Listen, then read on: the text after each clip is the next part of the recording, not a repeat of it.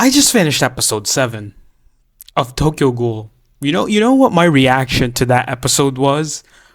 Especially oh, where do I even start? Are you telling me in one fucking episode, in one episode, Kaneki and Toka did it, she got pregnant, and they got married?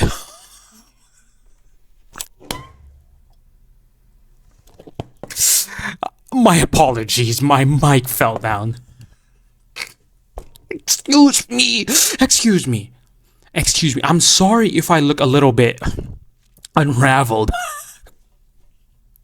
This is what are you bullshitting me? In one episode, did I just watch all of that? In one single fucking episode? Are you telling me that Kaneki and Toka did it? She got pregnant and then they got married in one.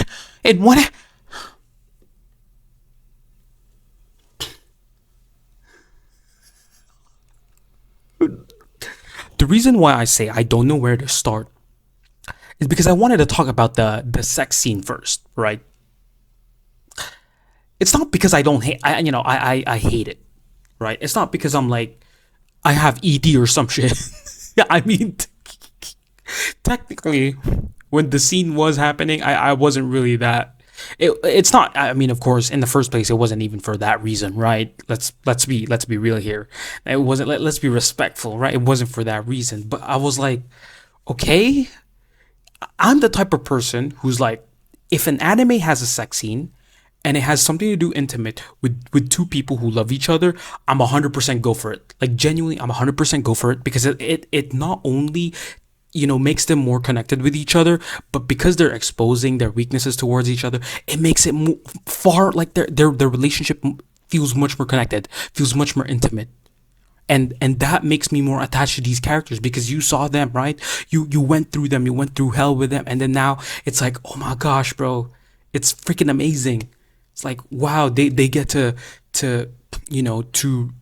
show their weaknesses towards each other without having to, without being scared of being judged. They love each other genuinely, and that's great. That's nice. It's just I was like, okay, like the whole time it was like, sure. I feel like other anime, right? It's hard to pull that off. It's hard to pull a scene like that because it's not easy.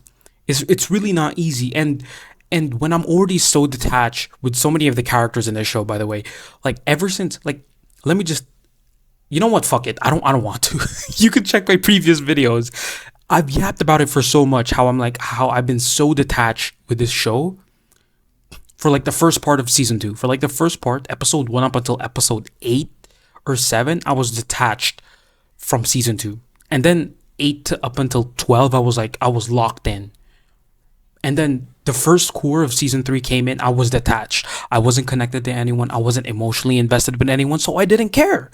I didn't care about Arima. I didn't really care about Akira anymore. I didn't care about the whole Squink squad or whatever bullshit that they've been doing, like Mutsuki, Saiko, Sasaki. I don't care about Sasaki in the first place. And then now you're in the second core and everything's moving like 100 miles per hour. Are you like, how can you tell me in one episode Kaneki and Toka have sex, she gets pregnant, there's a due date, and then they get married?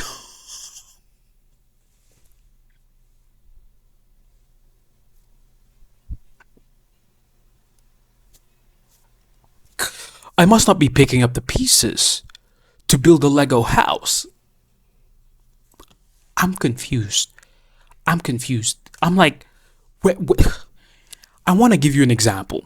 I really want to give you an example. And I thought of this when I was watching the sex scene, right, in Tokyo Ghoul. Has anyone read The Climber?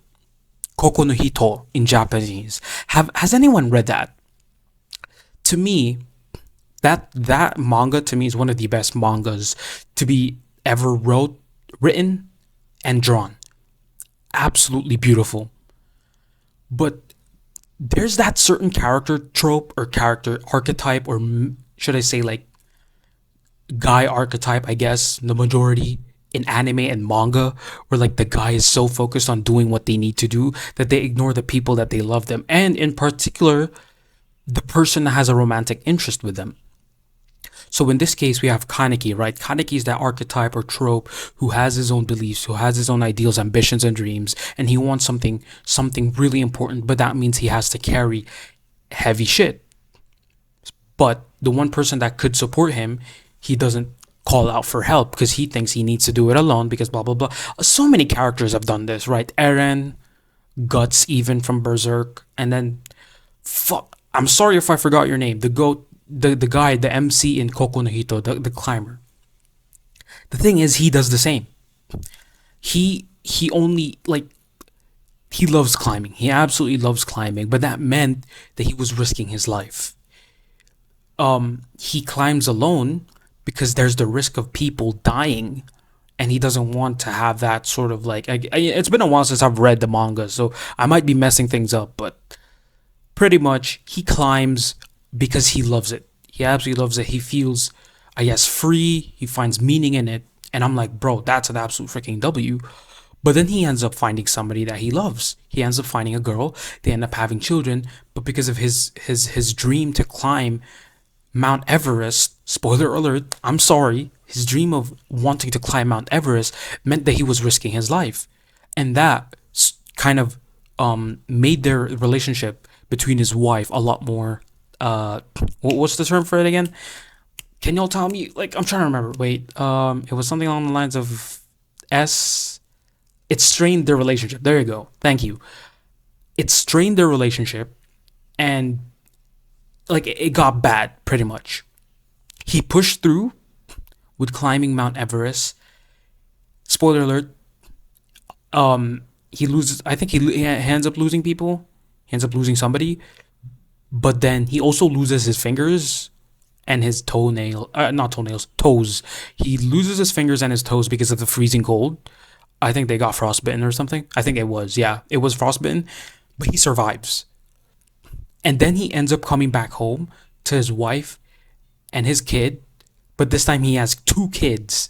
And now he's just climbing like the smaller rocks. Like I think the first like rock he climbed, he was gonna climb it, but he was having difficulty because he didn't have fingers to grasp on, or his feet as well. But I was just happy that he was alive. And when I saw him finally meet with his wife, like, yeah, it's not a sex scene, but in essence, it's how it is, right? It's pretty much how it is, right? In this case, Tokyo Ghoul, Kaneki, and Toka, the sex scene is like the intimate moment that they have. The person that they love is, now they're with the person that they love, and who cares for them, and who they actually need in reality. But in this case, in Koku no Hito, it may not be in the form of a sex scene. It's in the form of him finally, he finally meets his family again after a long time, after risking his life, and then he ends up having another kid. I have never felt so happy that a main character has had such a happy ending. In this case, we're not even in the ending yet for Tokyo Ghoul, but I felt happy for him. I felt happy for that main character in Koku no Hito because he came back alive. He lost fingers, sure, I don't give a fuck. It's the fact that this dude is alive to finally live with his wife and his kids. I was like, amazing. But in Tokyo Ghoul and in the anime, because I'm not sure if this is how it is in the manga, but in the anime, you're telling me that in one episode, Toka and Kaneki did it. She got pregnant. There's a due date, and they got married. And the fact that there's more shit happening in the background. There's one of the CCG members who ended up getting married, but apparently the girl that he married to was Yoriko, and they found out that Yoriko was harboring a ghoul in Toka. I'm like, how the fuck did they find her? Well, I don't expect the anime to explain it to me, so we have to think for ourselves. I'm assuming this is what happened. They were like, wait a minute, Yoriko, we found out that this girl that Kaneki's with this blue hair girl, her name is Toka, and we did a little bit of digging. Apparently, she went to this university, and we found out in your Facebook friends or Twitter or Instagram or Snapchat, y'all motherfuckers were like this. I mean, did they get any pictures? Like maybe, sure, but like how does that change anything? Like Tolka could have had other people that she's talked with in the university that she went to. But no, it just so happens that Yoriko, right? It's like convenient. It's pretty convenient, guys. I don't know. Maybe that's just how it happened. They found out Yoriko guy she was harboring, right? And then the guy Furuta is gonna use it to his advantage because he's the bad guy now, and humanity's the bad guy now. Because if you go look at the ghouls, everyone's happy. Let's just forget the fact that Naki was literally the subordinate of fucking Jason, who was brutalizing and torturing other ghouls. But let's just be happy, guys. You fight of everything, but you won't give up. In my world, only you. Got a thing for you. What I would not do. What me do for love. What I would not do. Made me do for love. What I would not do. Made me do for love. What I would not do. I don't even know, man. I'm lost. You know how I feel watching this show? I'm in episode 7 and I feel like I'm being left behind. This show is moving so fast. Everything's moving so fast. I just feel like I'm being left behind, man. Tokyo Ghoul it just feels distant. Something about season 1 was special. Season 1 was really special. Season 2, well, it wasn't that great as season 1. It was definitely a very emotionally impactful season. And then season 3, yeah, no. I mean, what else do you want me to say, right? Because I remember seeing that scene, not scene, I didn't see it, but I remember people talking about it way back then when it was in the manga, where Kaneki and Toka did it, right? And people were like saying, I remember people saying like, oh man, he deserves this because he's been through a lot. I'm like, I don't give a fuck. That was me. I found out that scene years ago when it was first when it first came out in the manga. And I was like, oh, who's this Kaneki guy? And he deserves it. Really? Wow, that's so cool. And everyone's like saying like he's crying because it's like, this is like the first good thing he's had in like years. I'm a little bit older and I'm like, gang, I don't give a fuck. I don't. Maybe that's just how it is when you end up growing up. You see the world more. You see people more. You see different kinds of people with different kinds of beliefs, different kinds of ideologies, different things that they stand on, different things that they protect, that they fight for, different things that they believe in, different things that they follow, different things that they hate. The world is a complete mess. Yes, it is. It's an absolute mess. And why are we talking about Kaneki? He deserves it, or he's crying because this is one of the few things. Guys, there's like a billion people dying. Like, gang. What about those other people, right? Like, what about those people in like? It doesn't even matter if I say that. In all honesty, it doesn't even matter if I say that. It just doesn't change the fact that okay, well, right, great for him, right? But like, to me, this scene doesn't really matter. Like this scene doesn't carry as much weight as I thought it would, because I knew that this scene was gonna come. Because in the manga, it did happen. I remember it when I was a kid. When I was younger, I saw it like a Reddit post or something, and then I was amazed by it when I was a kid. Now that I'm a little bit more older, maybe it's because I'm cynical or some shit. I didn't want to, but the world's pretty fucked up. Let's be real here, right? So it's like sometimes moments like this, maybe it's because it wasn't really that well done, right? Because by season two, I was already detached from like the characters. By season two, I wasn't as emotionally invested in the show. The only relationships that I actually thought were so impactful for me was Hide. Literally, the only impactful relationship to me was Hide and Kaneki, them being best friends. That was the only one that was impactful for me. Normally, I would have been like, man, fuck the dude.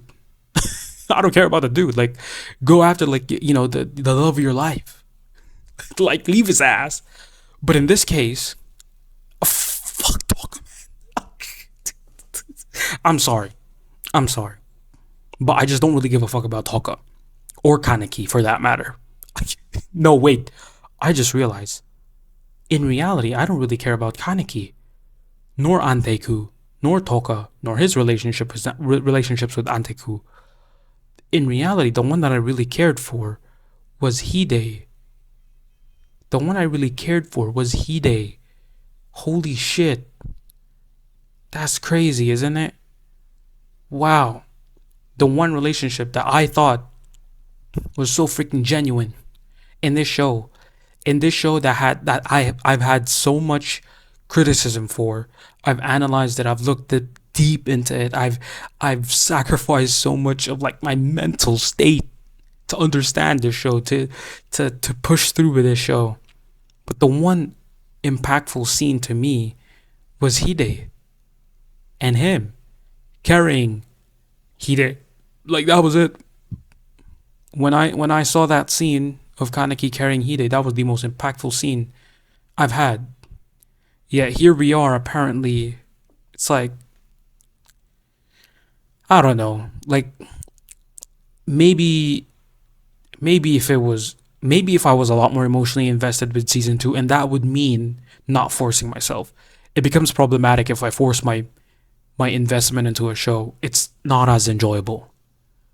But if it was a little bit more compact, that's how I want to say it. If season two was a little bit more compact, and especially season three was a little bit more compact, and you had a smaller circle to actually rely on and to actually build your relationships more on, I probably would have felt like a lot more connected with the cast of Anteku and his relationship with Toka. I would have been. I actually would have been because, but they just pulled this out of nowhere. It's it's like sure. I mean, people might say yeah, it was built up to it, but there's a difference between a good build up and a pretty alright build up to it. Like if you just build up if you just build it up just for that one scene, or if you just build it up and you end up with that scene, it's like okay, you're just going from point A to point B to point C to point D. But if you go from like if you pull it off good or you pull it off well, you build it up well, I'm gonna be attached to those characters. Okay, and I'm gonna start using this as a metric. I'm sorry, but to me, one of the few shows that I felt like that had so many characters, but I was attached to them, was Attack on Titan. It's really hard to pull off a show where you have multiple moving parties, multiple people involved, but then what ends up happening is you actually make sure that the audience connects to them. And to me, AOT was just exceptional with that. Not as good in like um, season two, three of Tokyo Ghoul.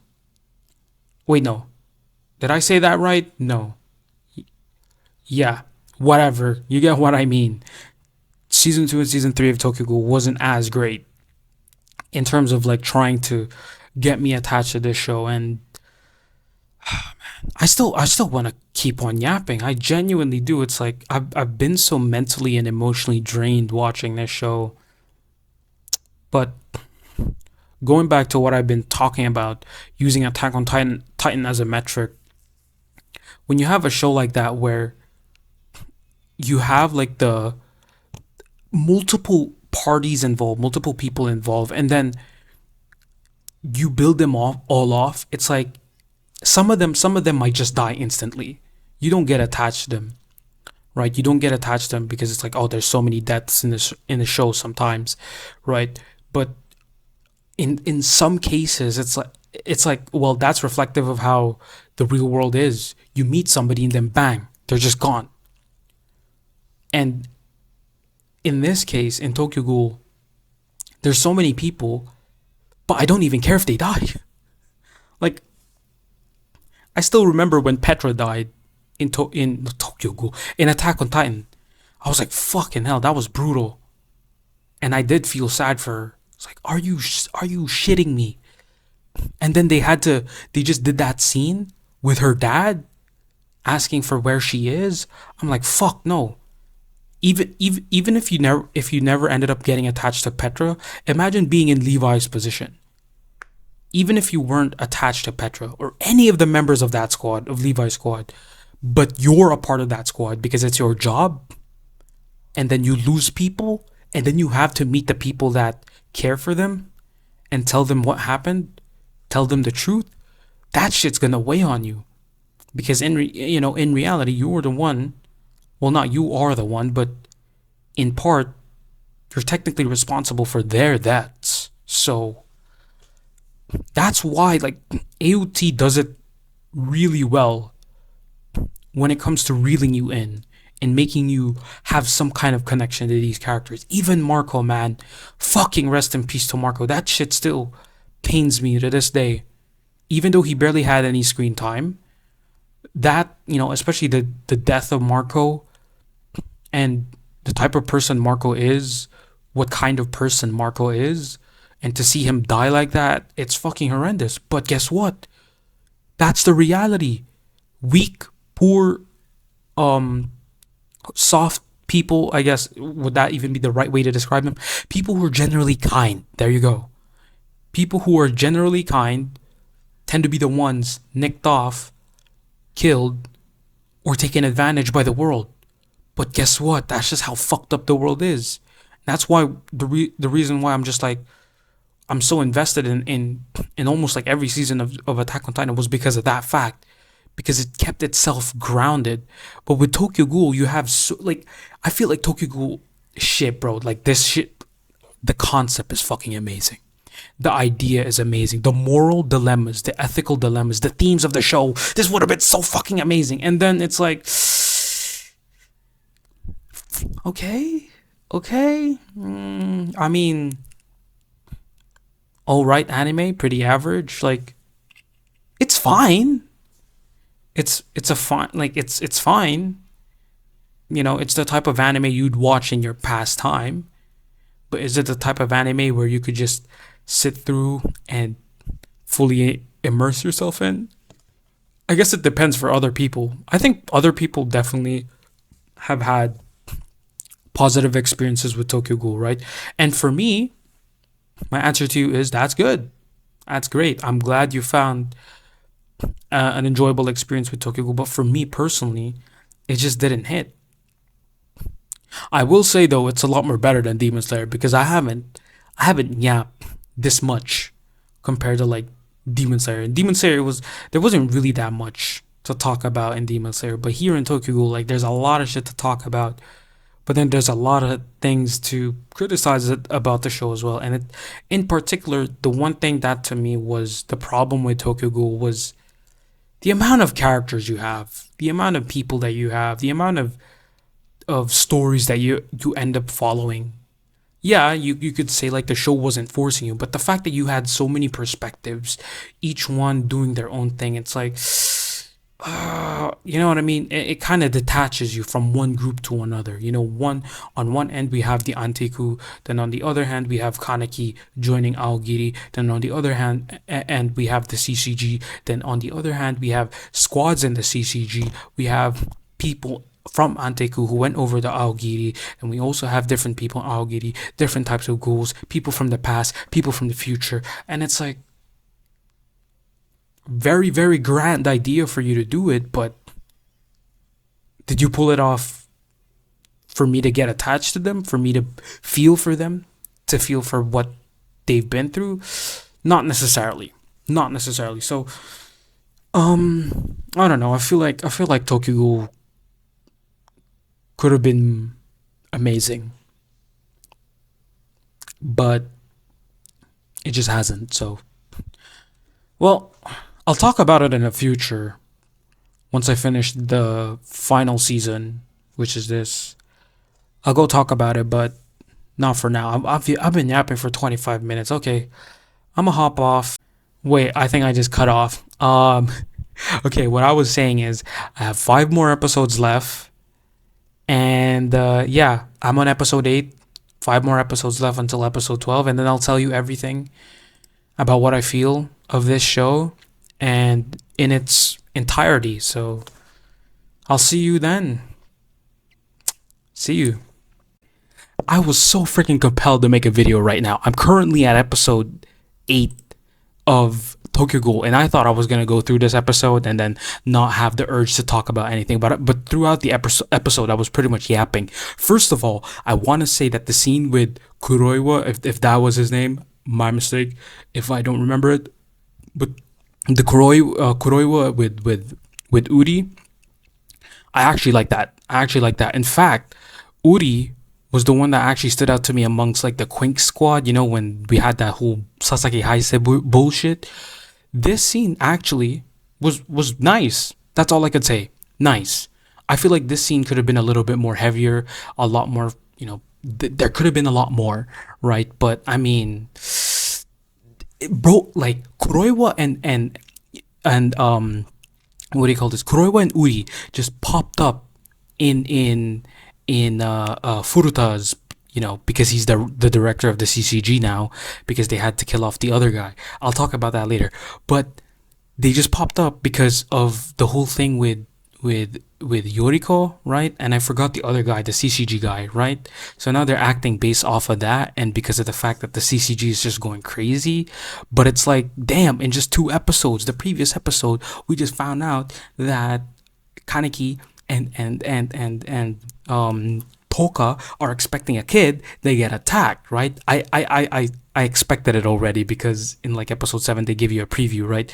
But like, to instantly have like a wait, let me explain this. They have sex, have a kid, announce the due date, have their marriage already, you know, taken place, and in the next episode, a few seconds in, they get attacked.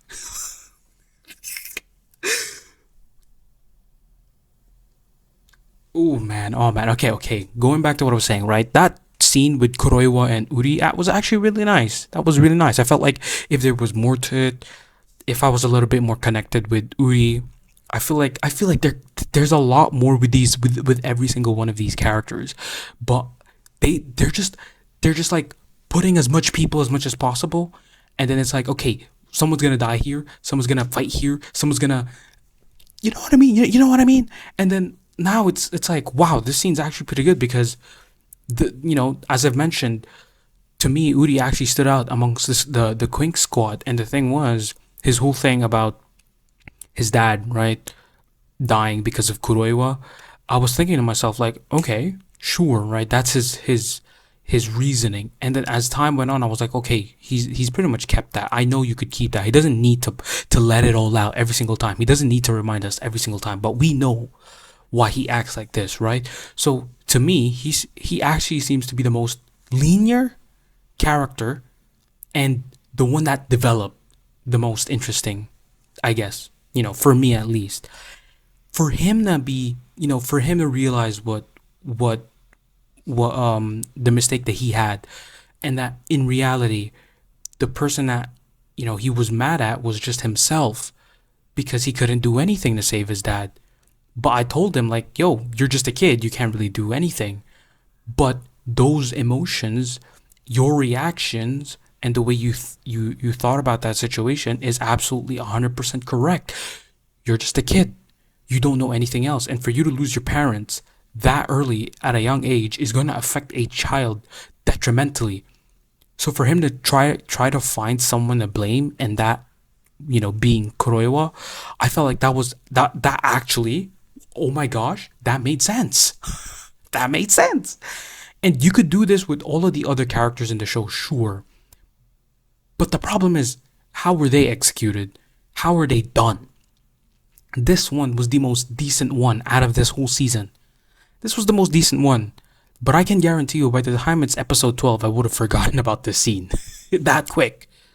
Like, sometimes it takes time for you to actually, like, let a character grow. Let a character grow. Right? And to me, season one of Tokyo Ghoul Re, or not season one of Tokyo Ghoul Re, but the first core of Tokyo Ghoul Re, I the characters didn't grow on me. They just didn't grow on me. It was like, it was like, oh yeah, we follow through them. That we have these moments. This like, we have a few moments of them bonding, right? So we can connect with them. Like, everyone bonds, okay, but it's not enough for you to end up being connected with them. You know what ends up? What you know what? One of the few things to make it easier for people to like connect with other people: weaknesses. Something your weaknesses. What was Uri's weakness? It was the fact that he was struggling with his father's death and he was blaming somebody. Right? And then now what's his name again? Shirazawa? Him with his sister actually moved me a bit, because that was something he couldn't change. But I forgot about him. Like, literally, I just forgot about Shirazawa. And then his sister. Well, yeah, what happens to his sister? Right? Maybe we'll get an answer to that by the end of episode 12. But again, I'm just, what if like, let me just tell you this, like, what if like they erase like the ghoul powers or something, and then it removes her like freaking tumor? What is this, freaking Attack on Titan? Nah, I'm trolling. But yeah, like, this scene was actually pretty good. And then I wanna tell you this as well. Maru is literally the fucking hero of the story. 2 times Maru has killed 2 high-class fucking ghouls, high-ranking ghouls, in the form of like the other guy. I forgot his name. The one who was like the director, if I'm not mistaken, of the CCG. And then now with Furuta, he just headshots Furuta. Although, I don't think Furuta's dead. Yeah. But a bullet to the head should be, right? It should be. I mean, Uri literally stabbed Roma, if that was her name, right? He stabbed her, and now she's like dead. But the other guy is still alive because he got, pushed out of the building. I'm like, this was the only scene that compelled me enough to make a video and be like, okay, yeah, this one could have been done well. I feel like this was a decent scene for how it is, because you actually see Uri grow from something that he couldn't do, something that he wasn't able to like realize even as time went on, because it was something really hard for him to confront. All the other characters in the squad were not as interesting. Like with Shirazawa, yeah, people can feel for Shirazawa. They've had people that they've cared for, but then they've gone like, they ended up getting sick, or they ended up getting a terminal illness, or maybe they ended up in a coma and they couldn't speak with him. That affects them, right? But still, in general, like, it's not really something that I'm like, okay, I'm instantly gonna connect, right? I'm gonna feel bad for him the same way I do for like, or not, I don't feel bad for Uri, but I definitely feel for Uri the same way I could feel for Shirazawa. But what about Saiko, right? What about Mutsuki? What about Sasaki Haise, right? Didn't he get beat up when he was a kid by his mom? What happened with that? I mean, ever since Sasaki Haise was gone, right? It's just like, move on. But this is what I'm trying to tell you. Like, these characters just feel disposable.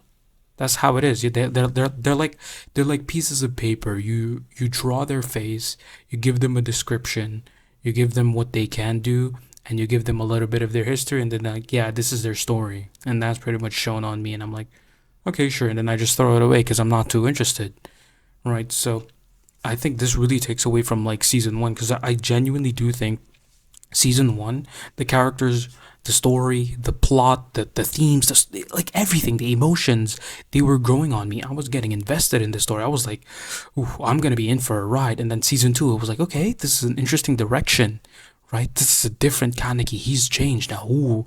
And it was like episode two, okay. And then three, okay. And then four, okay. And then five, and then six, and then seven, and then eight. Okay, eight. This is getting interesting now. This is what's been, I guess, sorta building up. They found out that Anteku has ghouls, and then the Battle of Anteku happens, and Hide dies. That was like the most shocking scene for me. That was like the most, you know, that was the most destructive scene. That's how I could compare or describe it, at least. It just made me so distraught after finding out what happened to Hide, and what happened in that scene itself. That just really changed my outlook on this show and how I felt about the show. And then Re came in first core, and now I'm halfway through the second core, and it's just not working. Like this to me, I feel like is going low. This is one of the first animes on this channel that I've ever done where I felt like this is gonna be an absolute low. Oh man, that sucks. Because I really had high hopes for Tokyo Ghoul, and I really, really like Tokyo Ghoul. I like the world of Tokyo Ghoul. I like I like its characters. I love some characters, and I hate some characters. That's how it should be. That's how it should be. You hate characters, you love characters. Now I'm just like, I don't even have that. I don't even love characters. I don't even hate characters. And I can guarantee you, once they reveal that Hide shows up his face, they're probably gonna ruin Hide. They're probably gonna no, please. Please, bro. Oh man, he left such a good, like, not a good, but a lasting impression on me. And then that's what you're gonna do with Hide? You're gonna bring him back? We moved on. No fucking way are you telling me he's back from the dead. Oh my days, bro. Okay. Okay, that's just what I wanted. I can guarantee you Furuta is still alive. You know what? Let me just play it for a bit. Okay, rest in peace Kuroiwa, by the way. Or, wait, Iwa. Kuroiwa. Okay, yeah. Okay. Maru's yapping to him. Rip Kuroiwa. Damn.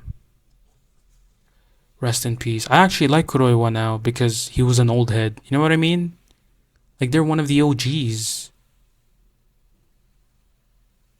But it's like, now they're gone. I mean, I half expected Shinohara was gonna come.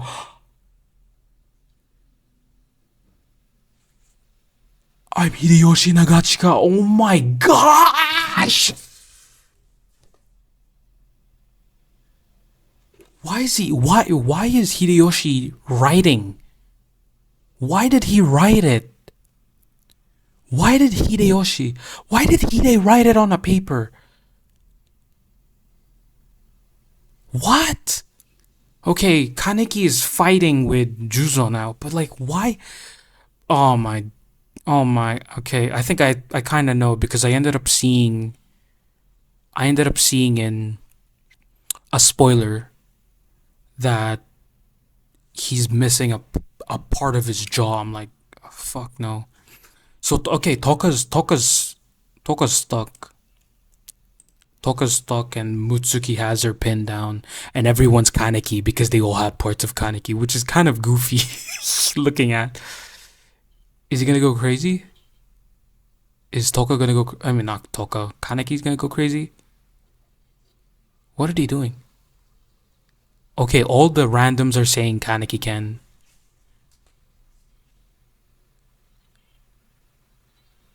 They're all saying kill.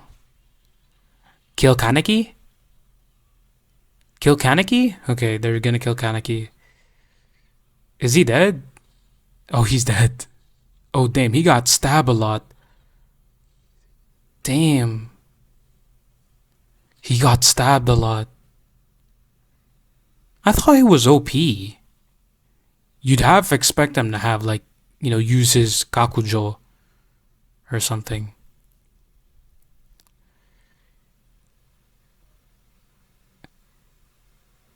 So what's gonna happen? I don't think he's dead. I I know he's not dead, and I know Toka's not gonna die. Oh, there's a centipede. Jason. Um, what's happening? Everything's dark. Okay, different versions of him. There's different versions of him now. There's okay. Pause. Pause. Pause. Pause. Pause. He said he Kaneki just said I don't stand a chance, and he did this against Arima, and then he also kind of did this against Rize. Not Rize, when he was talking to Rize. Remember that when Jason was torturing his ass, and with Sasaki as well, right? Sasaki. It was when he was fighting. Who was it? Takizawa? Takizawa? Or yeah, I think it was Takizawa. He was fighting him. I'm like, are we going through this shit again? How many versions of you are gonna be there? I miss season one Kaneki, I'm not gonna lie. Wait, who is this? Who's this version of Kaneki? The one with like bandages on his eyes. And then Sasaki. Bleh, bleh. And then this is post Sasaki. OG Kaneki. This is Kaneki season 2. I actually like Kaneki season 2 and season 1. But he's more like I miss him because, I'm used to him. But am I attached to that season of Kaneki? Not really. So he's still alive, see? Is he like using his what was it? What was that again? Kakujo? So he's gonna go haywire because Toka's in danger. I thought he didn't need to in the first place because he was already OP. And for some reason, Mutsuki is so in love with Sasaki or with Kaneki. A really good OST though, I will say that. Almost got me emotional with the OST. I feel like this should have been a good scene. But then again, it's like, why the fuck is Mutsuki out of nowhere? It's like, oh my gosh, I love you. I love you. I'm embarrassingly like a woman. He said that line, by the way. He said that line. Furuta's dead? No, okay. He's alive. I know it. Hide's there. So Furuta wants to get eaten by Kaneki. And now there's this massive centipede on the CCG. Hey, wait, no, not the Skytree Tower. Is it? No, it's not. Skytree Tower is different. Okay, there's a bunch of blackouts all over Japan now. Everyone ain't got no lights. So is he 80%ing Japan?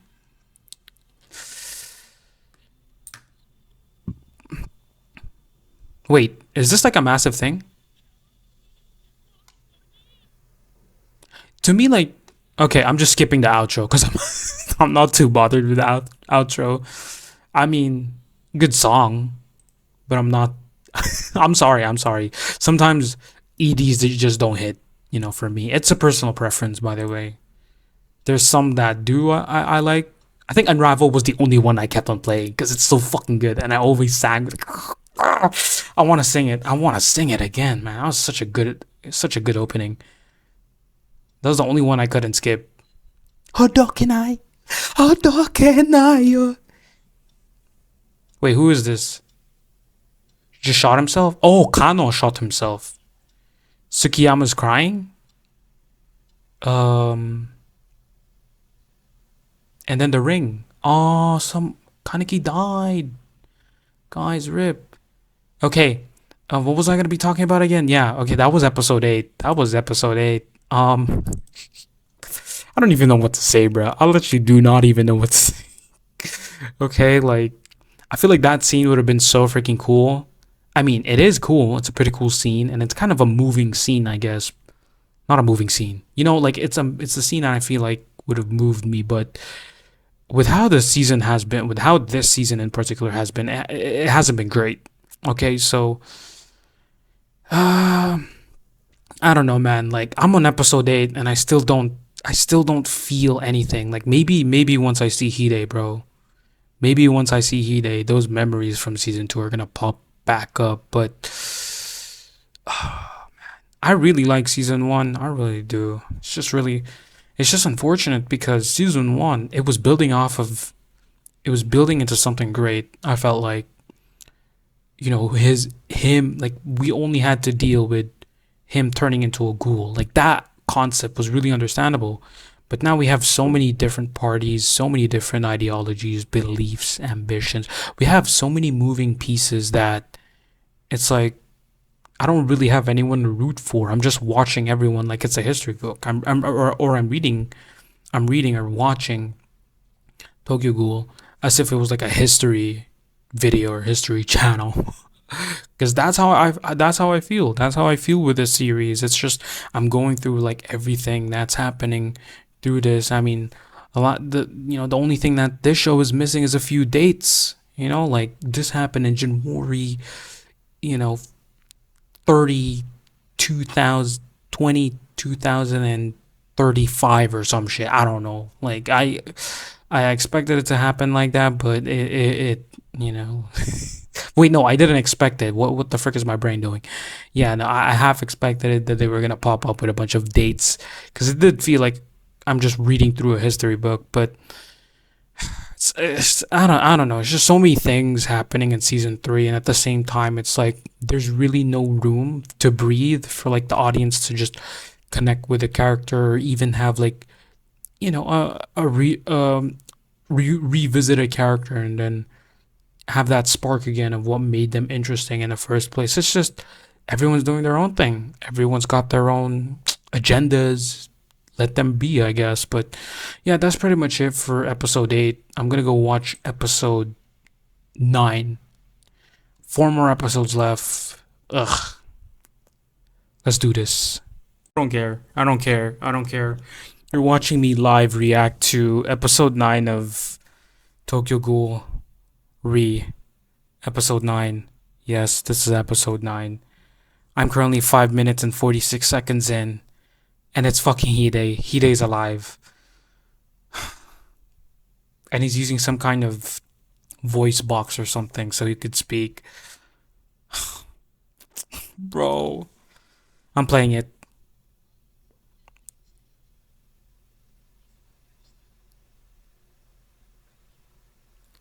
People who might try to save Kaneki.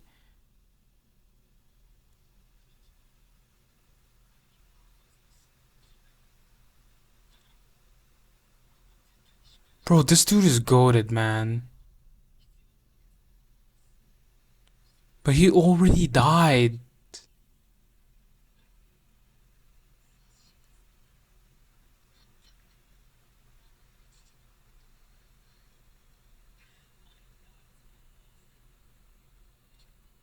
What?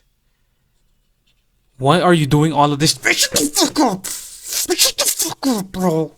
Shut the man, this bitch ass dude, Amon, man. Shut the fuck. Man, this is why shit, man, bro. Amon's starting to piss me off. Shut up. I don't care if you're banging Akira, bro. Like, just go do your own thing. Ugh.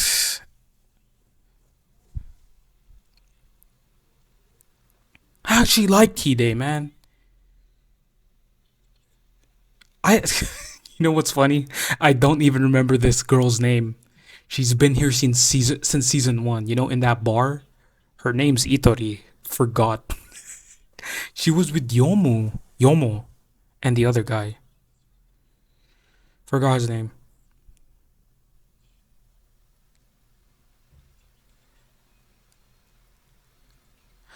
Bear witness. Okay.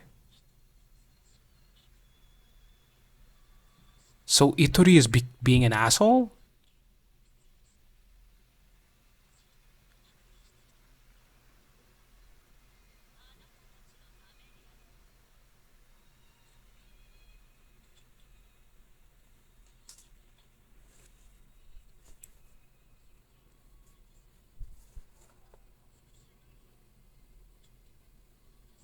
Isn't Itori the same girl from the bar?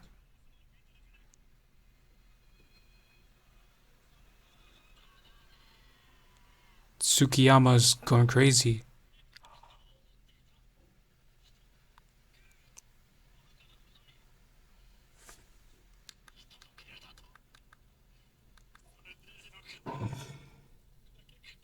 I hate you, Tsukiyama.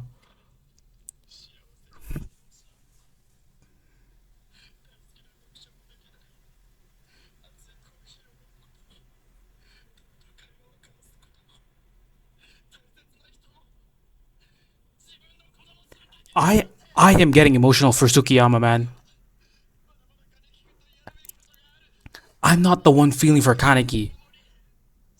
I'm feeling for the people that surround him. I'm feeling for that moment with oh my gosh, bro. Tsukiyama just what the fuck was that? I'm pausing. What? What? On what planet? Tsukiyama decided to say he bro, this is why I hate the dude. I fucking hate Tsukiyama because remember back I don't forget shit easily, okay? If there's something that pierces my brain, I keep it in the back of my head and I'll always fucking remember it. Remember in season 1 when Tsukiyama was a bad guy and he went on to say some bullshit that he had a thing for Toka when she was 14. And now here, Sukiyama's talking about no, y'all are crazy ass fuckers. Why are you saying that? Why are you calling him the king? Or why are you trying to bear witness to this when he's always cared for humans? Like holy shit, a voice of reasoning in the show. That's why it got me emotional because out of all the noise that this fucking show has gotten over time in Tokyo Ghoul Re, the one voice of reasoning came from Sukiyama. What? What? What? I'm playing. I'm continuing. Okay, Hinami wants to thank Kaneki.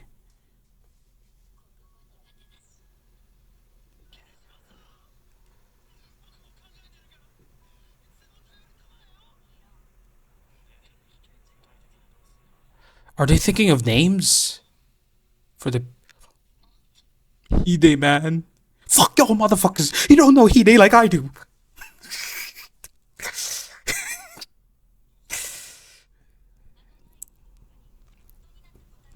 So Nishio's girlfriend is she's now playing a huge ass role because, she's a researcher. It took them long enough to actually talk about research of ghouls. It took them 3 seasons and the last 4 episodes. Wait, what did she say about 200 years? There's a possibility of natural decay. 200 years. That's just 2 generations, man. Like,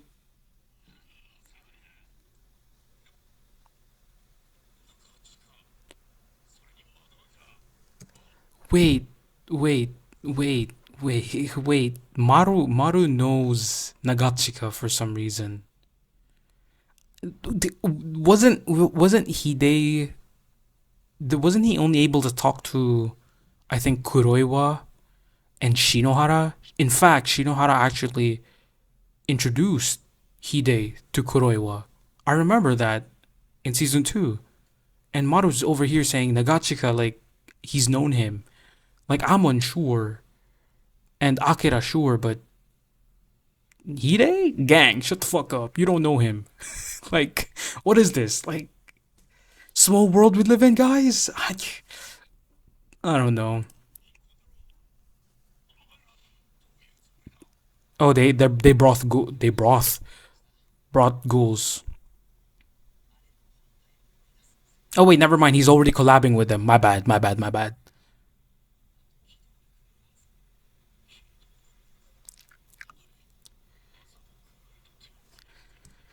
So what Kaneki's doing is he's trying to be the sacrifice so that the world connects. You know, Aaron type B type shit. You feel me? You know, people said that Code Geass was like the better Attack on Titan, or like I guess the better Eren. Oh no, not him. Wait, Code Geass is the show. I forgot the main character of Code Geass, and they were like, you know, he's a better MC than Eren. So I'll probably check that out maybe in the future. I already have a few series though lined up after I finish this one, so I'm not gonna pick that up anytime soon. But maybe because that's what this is going to be looking like. If you're telling me that Kaneki became the reason that the ghouls and humans started working to kill him, I'm gonna be like, uh,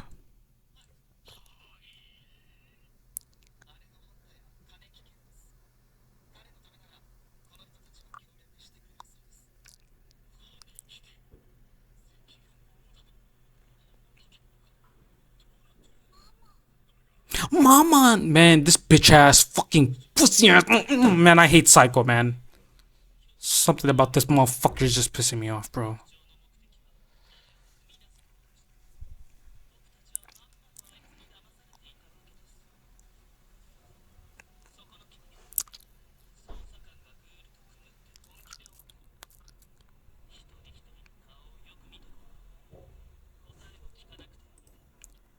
Okay, this guy, I don't know his name, the guy with like a slanted ass fucking hairline, or not hairline, bangs.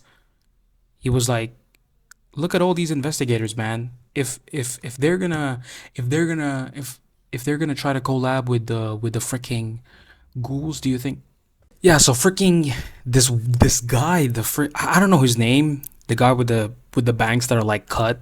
He's saying, "Yo, if the investigators, all have these kinds of faces, you don't even need to ask them what they think about collaborating with the ghouls." I'm like, depending on what Hide says, he could just say like, "Well, if you want to charge in there and risk many of you dying, you could."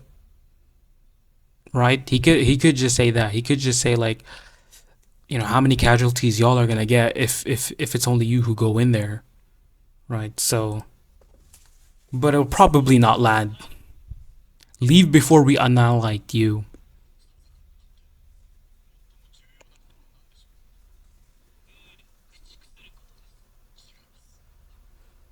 is to protect people, is to fight for peace.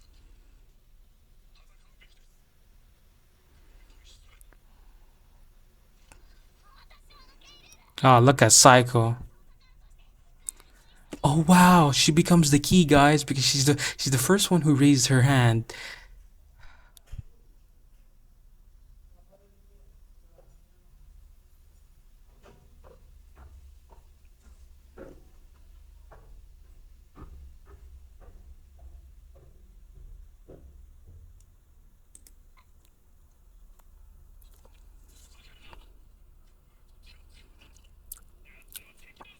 Look, watch.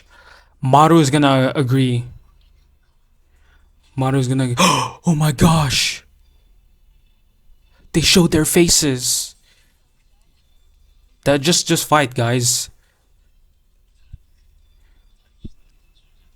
That's quite the lineup. Guys, let's save the world.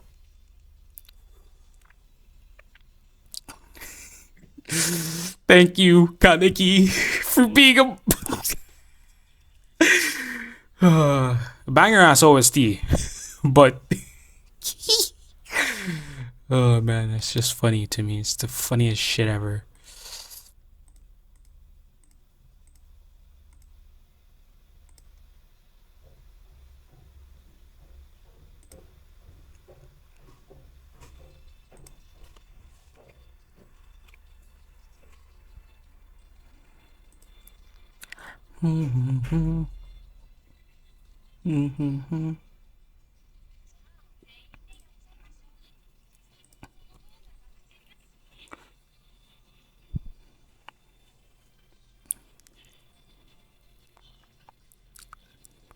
Wow, they're all helping each other now. Wow, look at Hide and Akira having a high five.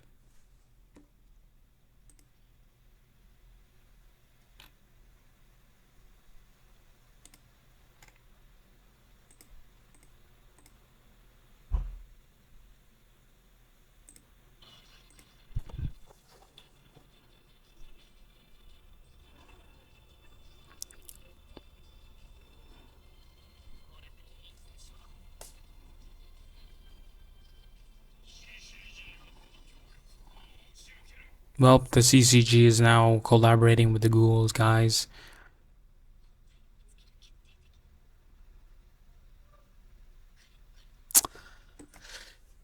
So Nishio's girlfriend apparently has now a huge ass role in finding the position of Kaneki's body.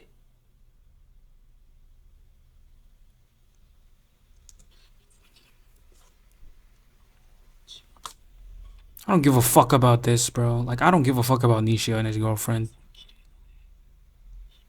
Ugh.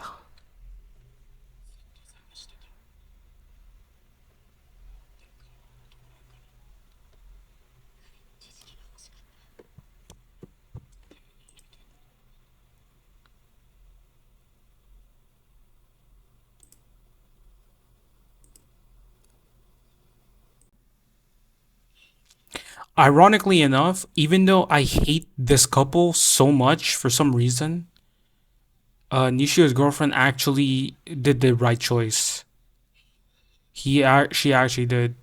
Research is the answer to all of this. I don't know why no one fucking thought of it up until now.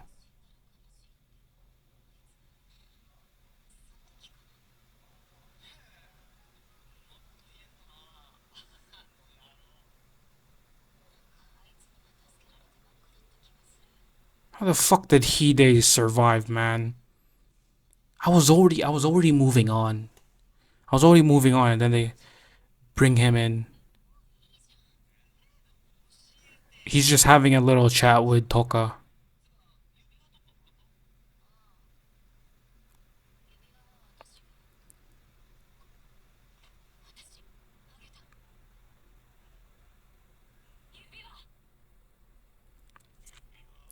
So the ring, what are they gonna do? Like try to trace the metal?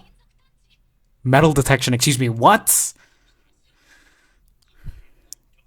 How, bro, this is exactly like doing a fucking, you know what they do in the beaches?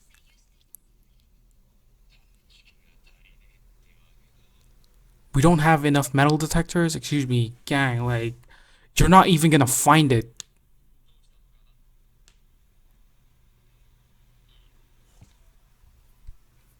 Like, it's just not gonna work. For some reason, Tsukiyama's dad is connected to the Prime Minister of Japan. Okay, they brought metal detectors. They actually brought metal detectors. Oh my.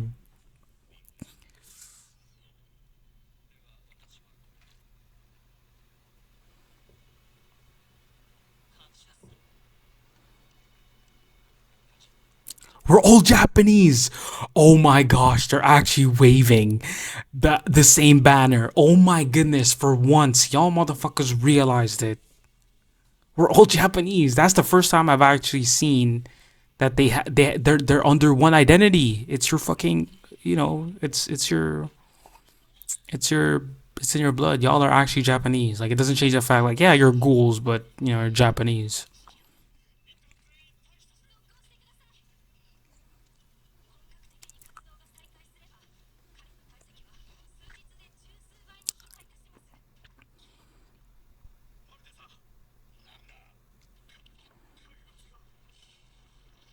So, ew, it's spitting out nasty things. Oh, are these like nomus?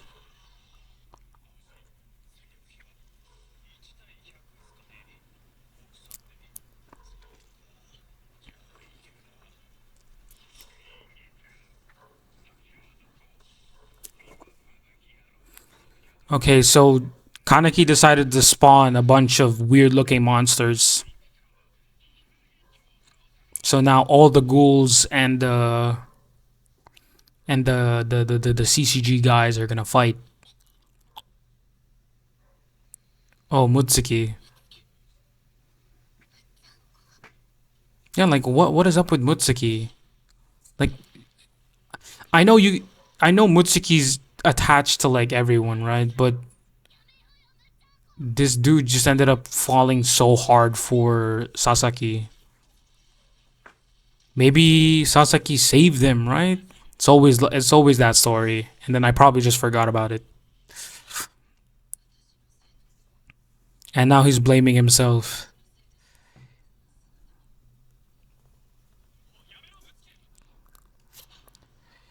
And now he's blaming himself, but now he's fighting Uri.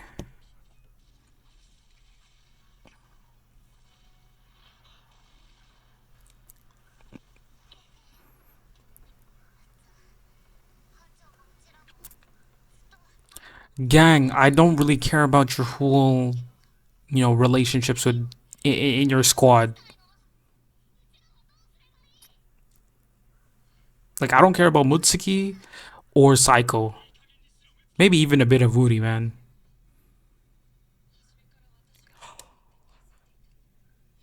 What?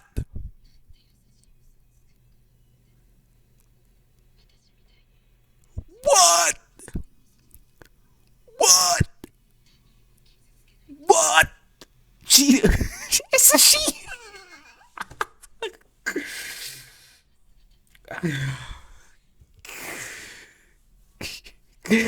Oh my goodness. Mutsuki's actually a girl.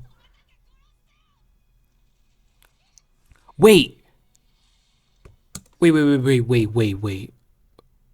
Wait, I'm pausing. I'm pausing. Wait, guys, I'm sorry. I'm searching up Mutsuki and Torso.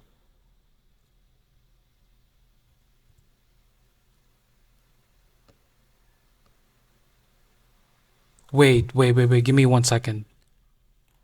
I'm looking at the Wikipedia right now. I'm looking at the Wikipedia right now. I'm looking at the Wikipedia right now. I'm looking at the Wikipedia right now. Wait, give me a second, guys. Wait. Wait, wait, wait, wait, wait,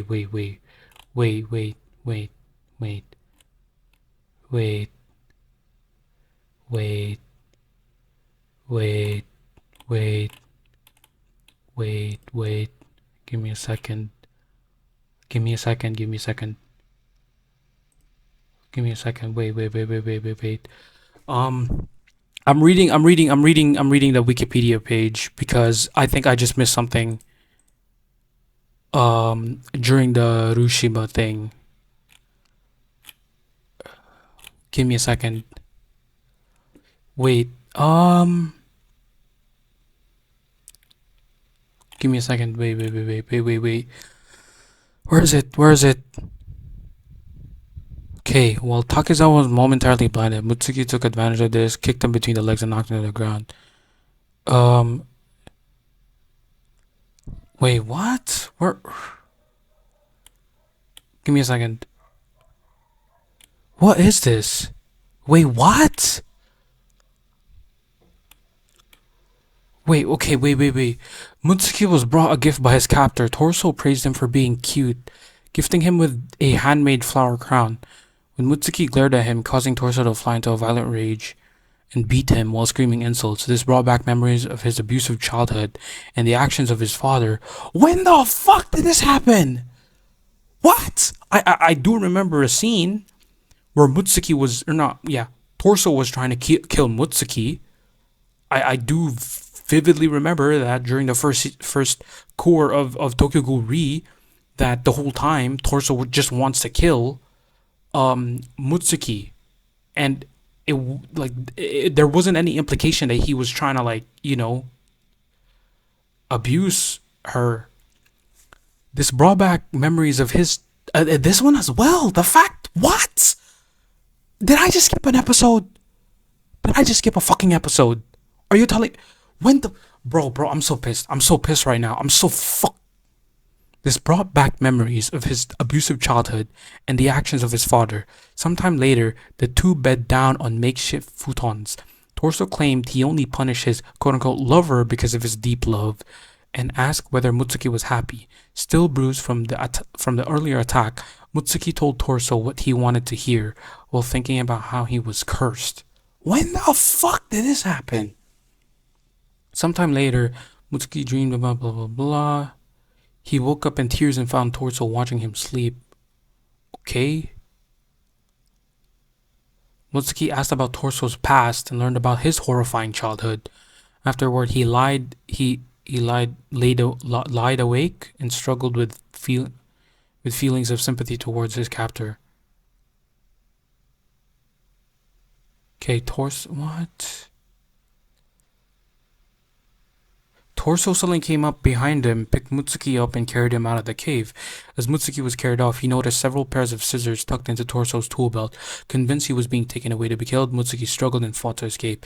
In the ensuing struggle, his head was struck against a rock and he lost consciousness. Okay. And then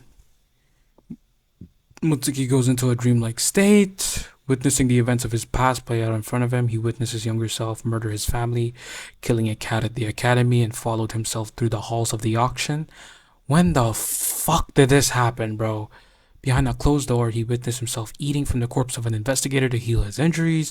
The floor beneath his feet gave way, and Mutsuki fell in darkness. As he processed the horrifying revelations about his own past, he referred to himself as disgusting and decided he should allow himself to be killed by Torso. What the Okay, he was horrified to discover himself holding a severed forearm in his hand and saw the mutilated remains of Torso propped up in the seat he himself had been kept in during his imprisonment. Mutsuki recalled that Torso took him to a flower field as a surprise, and he killed the ghoul by cutting his head off. Realizing the truth of his own actions, Mutsuki collapsed and began laughing insanely. Okay. So that's what happened.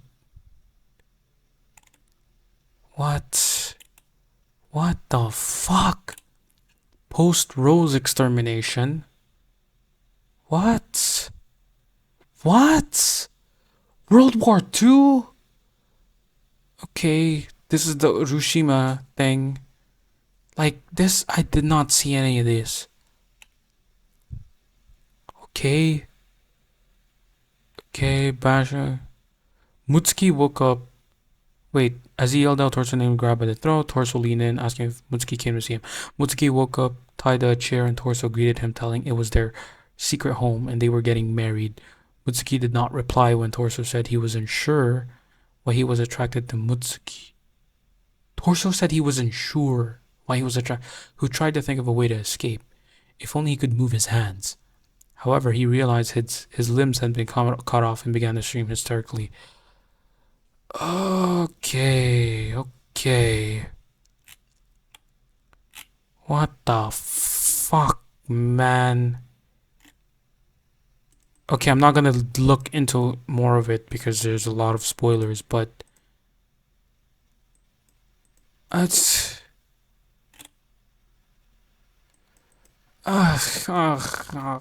what? Because first of all, with the whole Torso thing, I knew he was fucking mentally deranged, so he wasn't good news to be with Mutsuki in the first place. But what are you talking about, childhood? What are you... Oh my gosh, bro, this is seriously starting to piss me off. When the did I miss an episode? I don't remember missing an episode. What? When the fuck did that happen? Mutsuki was in a cave and he had or she had this whole like encounter with Torso that just never got to be animated. We just see Torso be with Mutsuki, and he was choking her, trying to kill her, but then 1 second later we see body parts. Initially, I thought that was Mutsuki because you know how it is with like them trying to torture ghouls and remove their body parts. But then torso was gone, so that meant torso was dead. I'm like, what? Oh my. Okay, let me just continue, gang. I'm just no, I can't. Let me just continue. Let me just continue. Okay, so Uri sacrifices himself. He's not good. Daga Kotowaru moment. Oh my days. Daga Kotowaru moment. Ugh.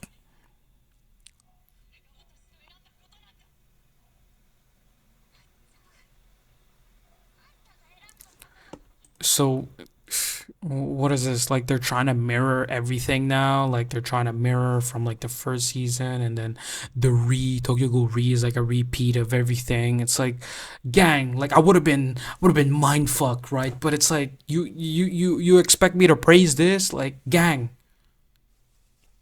It's decent at best. It's not executed well. Like no amount of you telling me like but it's a mirror of season 1 and season 2. Like Mutsuki actually is kind of like a mirror of like of Toka, and that everyone else like the squad is a mirror of I don't give a fuck. Arima is like a mirror of Yoshi. Like so it doesn't make it any good. Like okay, it just sounds like you're telling me like it's just, oh yeah, it's a fact, it's a matter of fact, but you're not telling me. The show was not giving it to me like a story. It's like it's telling me like, oh yeah, this is like this is like this, but it's like, okay, it doesn't change the fact that it's not as good. Like the way it was done is not as good.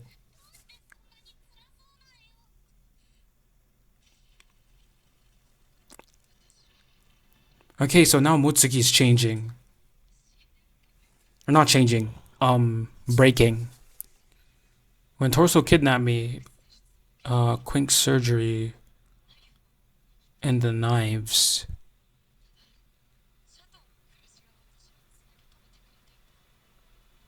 Yeah, because there's something about her having like a fucked up childhood. And then I just never saw that as well.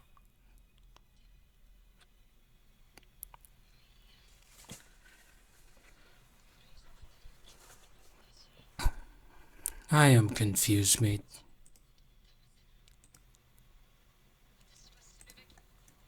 Is she gonna commit server slide? Okay, she is.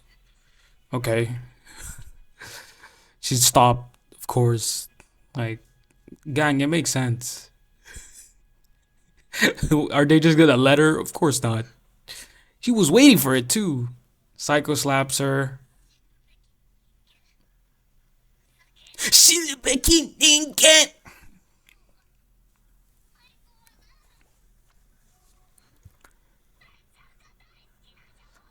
Okay, sure. Whatever Psycho's doing.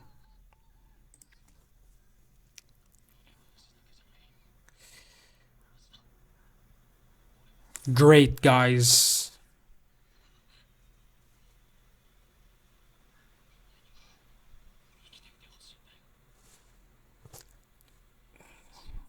Everyone's so emotional now, except for me. I'm the only one who's not that emotional.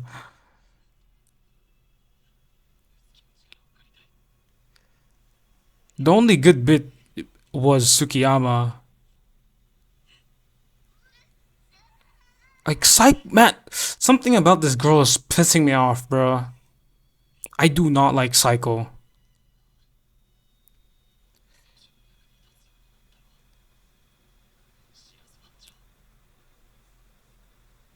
Okay. There you go. That's the end of episode 9. What's gonna happen? Checking the preview. Oh, metal detector.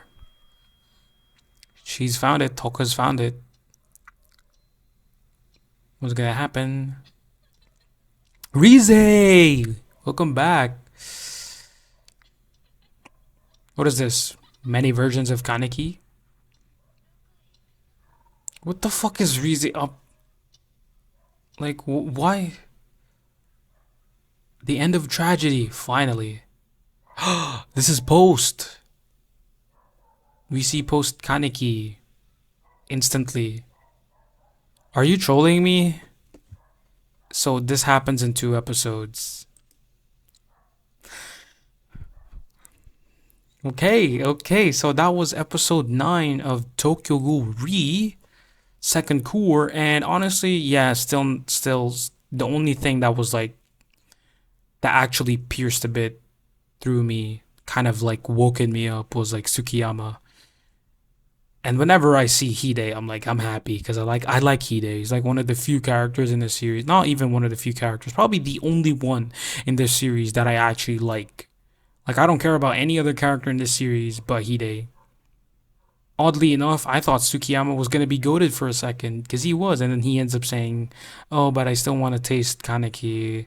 Because him being a ghoul wants to eat kaneki because his meat is probably like crazy. I mean, he's already tasted a bit of his blood, so there you have it. I don't know, man. I don't know. I'm already out of it. I'm already out of it at this show. At this point, I'm just watching it for the sake of finishing it. Oh well, we'll see. Episode 10 then, I guess. See you on episode 10, guys. Let's go. Let's not waste any time. Let's go watch episode 10. Because everything is going to be moving so fast. It's currently playing right now. Kaneki's on the floorboards.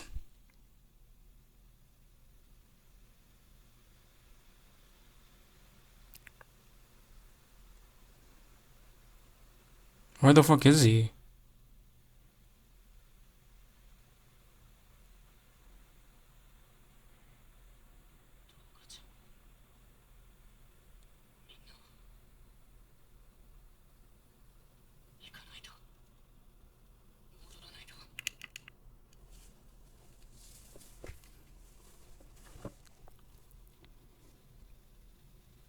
He's just running through. Wait, this kind of reminds me of Demon Slayer. What is this? Cool, bunch of. He's in like an ocean.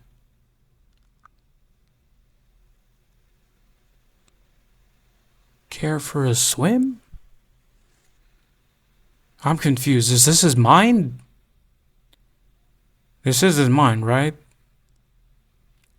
Yeah, it is his mind, of course. Why wouldn't it be, dumbass? He's gone to the water. It's shallow. Okay. What's with this symbolism, though? Why is it Shinto? Like, is it it's Shinto gates, right? Why?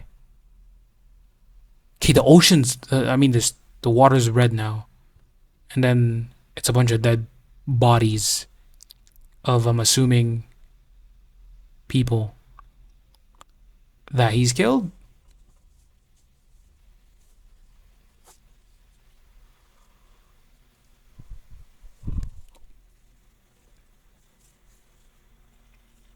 So he's in an ocean, in a sea of blood. Rize, there she is, laughing.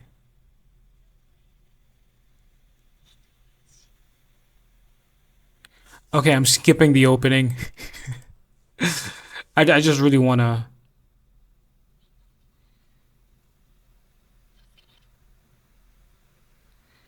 What is she gonna do? Give some words of wisdom again?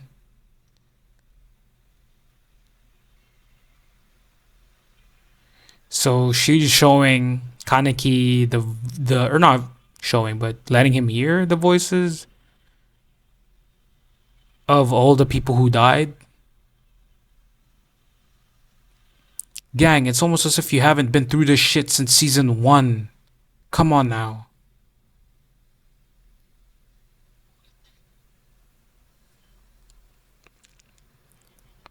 The voices of the people you slaughtered.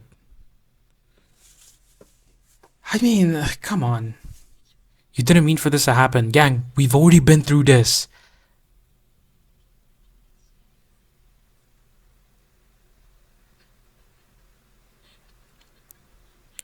So she's laughing because of his ideals of wanting to make a world, making a world of ghouls and humans living peacefully.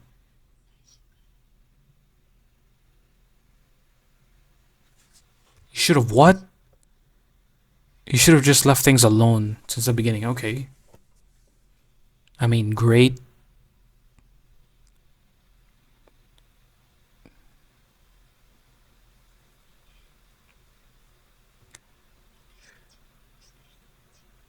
The people we killed are filling the ocean. Yeah, it's not gonna change anything now, is it? You either dwell on it or you do something about it. Because I thought we were already done with this, Kaneki. Come on. Like, didn't we already go through this in season 2? Right?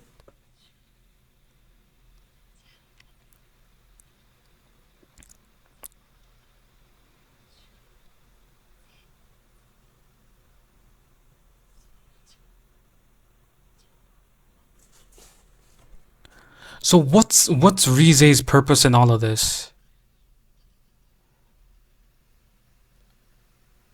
Because I'm starting to get annoyed of her.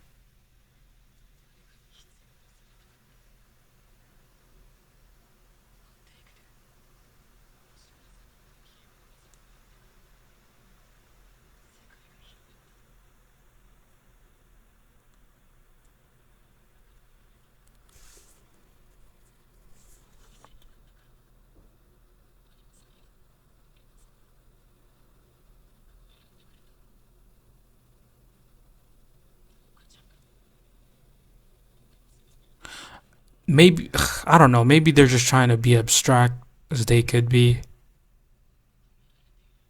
or maybe it's just flying across my head. Maybe that's just it. But not admit that. I won't not admit that the show's pretty much lost me.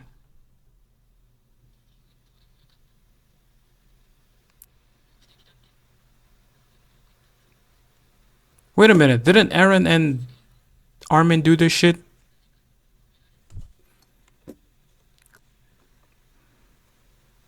What's Rize's gonna say? Thank you for being a no. Oh, Rize resents him. If I hadn't met you this, that's what you get, bitch.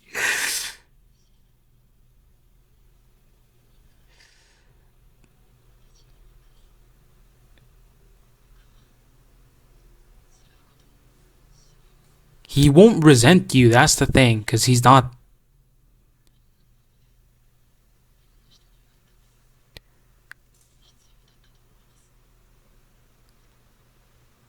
Wait, let me pause. What was I gonna say? So she goes on to say that okay, like I resent you because this happened to me. I'm like, okay, so first of all, Kaneki won't resent her. Even me, I won't resent her because I'm just like I don't really care about her. I don't care about like what this because there's well not there's we can't really know it right, but things have already been placed right. This is what happened. This is what happened. Now it just depends on what your choice is. Am I gonna be blaming Rize because this is where Kaneki is at the moment? Well, I'm gonna blame her because Rize did try to eat Kaneki, right? But if it weren't for somebody's uh knocking him in, then it ends up becoming like he's just dead, absolutely dead. But then he's saying right now because of you existing, I've met these other ghouls, when I never would have been able to in the first place. And it's like, oh my gosh, guys, this is absolutely freaking profound. This is the message of the story, right? And this is the purpose of Rize. I'm gonna be honest, man. Rize should just shut the fuck up, man. Just shut the fuck up. Like that to me is just I'm done with Rize. I'm literally just done with Rize. I don't know why she keeps on popping back up again and again. Like, why not put Jason in as well? Well, he's not that needed. His input is not as important. He should be here. Honestly, I don't know why he isn't. Right? His input is just as important as what Rize, what other people might think of Rize's input. It's just gang. Like, no, no. I'm just absolutely out of it. It's like, yes, good for you, Kaneki. You were able to meet more ghouls because of what Rize's done, but wouldn't it be even more of a fucking feat if you did it while you were human? What? Oh my days. Oh my days, guys. Oh my frick. This is why, as much as I fucking hated Nishio and his girlfriend, ironically enough, his girlfriend was the one that impressed me the most because she did the reasonable thing. She said, "Hey guys, let's research ghouls because I want to bridge the gap between humans and ghouls. And if we were to find a solution into mitigating this conflict, or at least lessening the lives lost in this conflict, then I'm gonna do the best as I can." But then this bitch ass Kaneki was like, "Thank you, Rize, for turning me into a ghoul."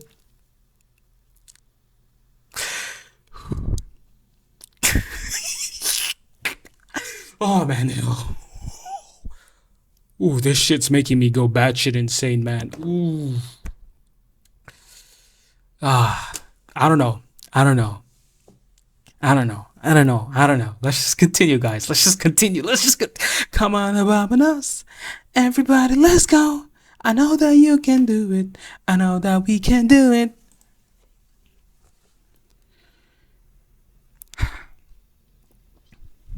And he just wanted to be needed as well, apparently.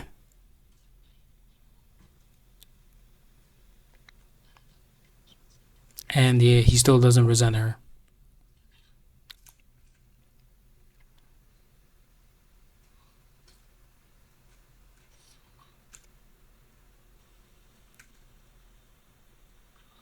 What? Oh, you was happy.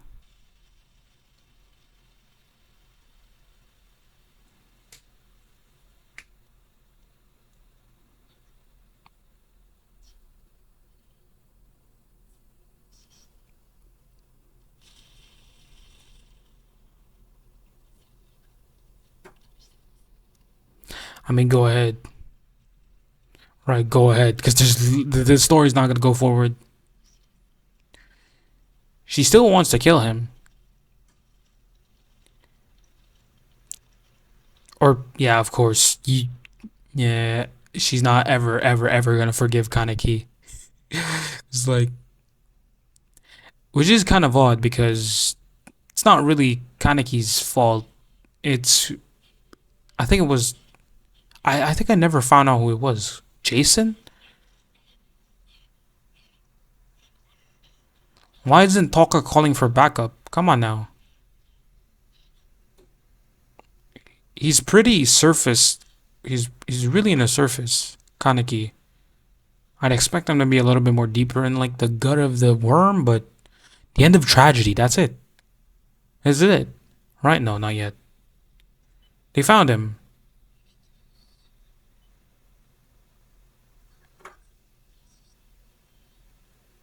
His brain is still functioning.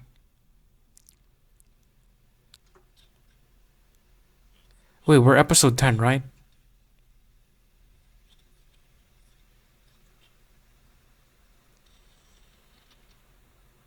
So Kaneki was in a life-threatening situation.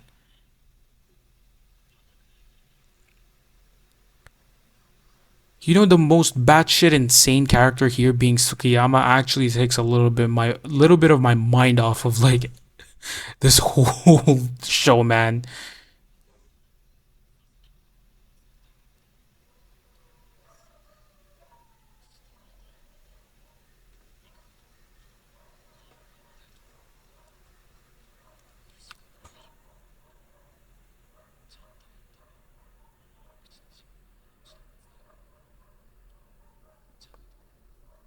Hey, Udi's got the right mind though. He's got the right mindset. Damn, I didn't even notice he had a change of clothes.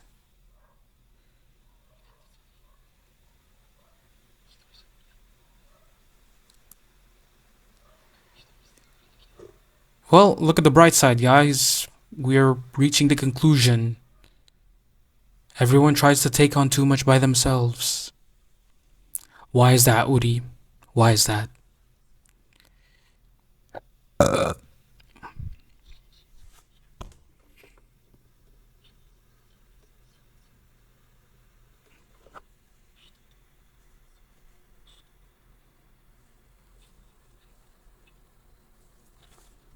An evil upheaval would take place.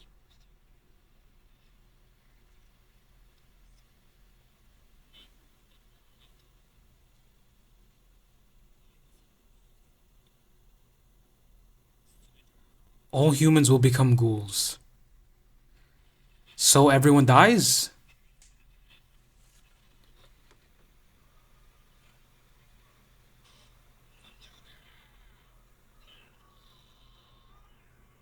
Oh, humans are turning into ghouls. So everyone's gonna eat each other? Because there's no humans left, right? If that's what happens. Is he 80%ing Japan? Or maybe he's gonna 80% the world.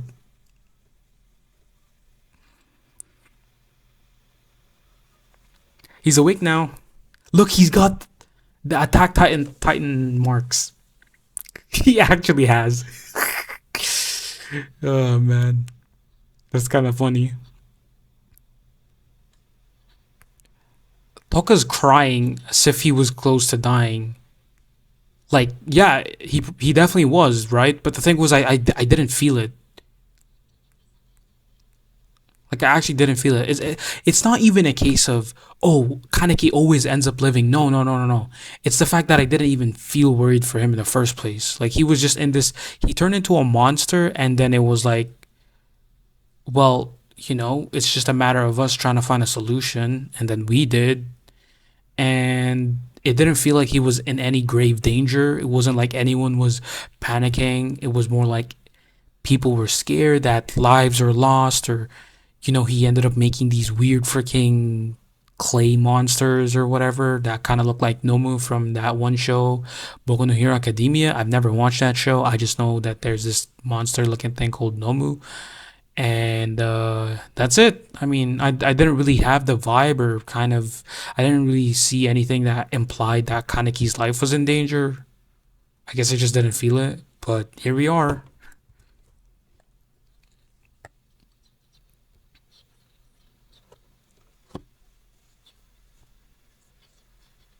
A greater threat?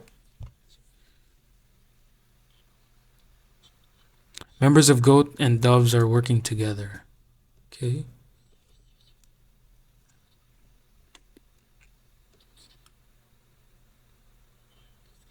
To save him.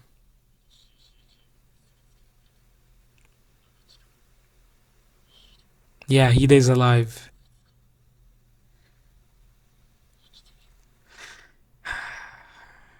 This kind of ruins it, bro. I already cried for him so much, and I already was like, I was grieving.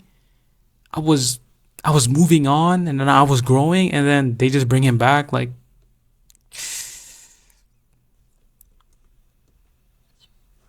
now he wants to go to the city. Okay, he wants to see the city. I mean, he grew so much hair in just a short span of time.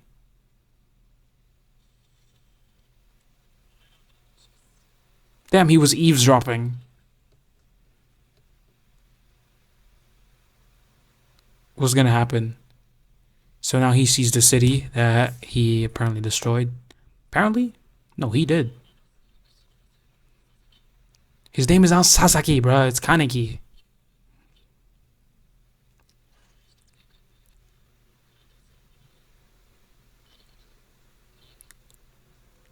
Like, I won't even talk about the amount of lives that he's taken. Like, we're so far into the freaking show. What about the authorities? What about the. Like, we're so far into the show. Look, it's a human person eating a or a ghoul eating a human. Who is that?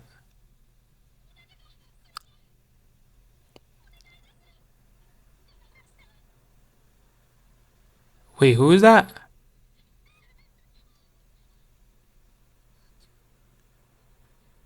Who was that? She's an investigator that was working in the 20th ward. When? I don't remember her. Okay, Furuta's alive.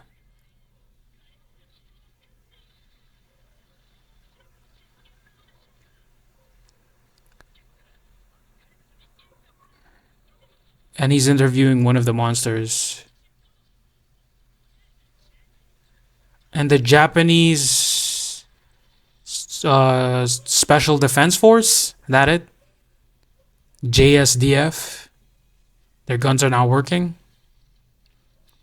And no, they blew up. They blew up. Oh, because they're spreading their virus thingy. And they're turning people into ghouls. So this turns them into ghouls, right? He has a personal broadcast system. He's got Wi-Fi in that area. Or whatever equipment news channels use.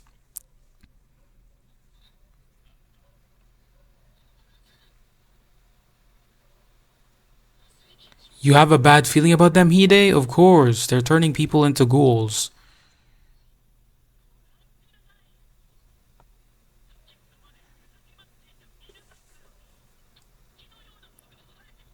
Wait, something's going out of their chest. Chest bursters.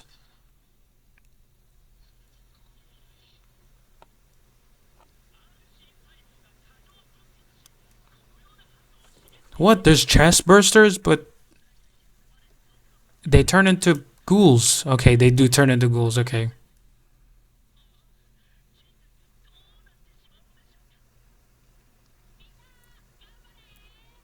Like this dude is so comically villainous. It's like it's not even funny, bruh. Like is he doing evil for the sake of just being the most evilest bad guy ever? You know she won't get affected. She's already a ghoul, right? Psycho's not gonna get affected unless she ends up having both of her eyes turn into ghouls. But are half ghouls really gonna get affected? Like they're already ghouls. She's gonna have two ghoul eyes.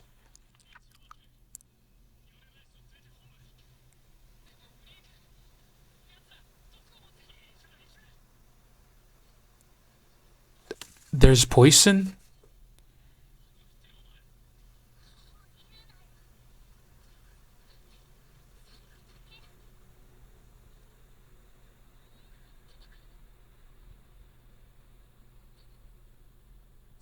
If I use my powers, I might.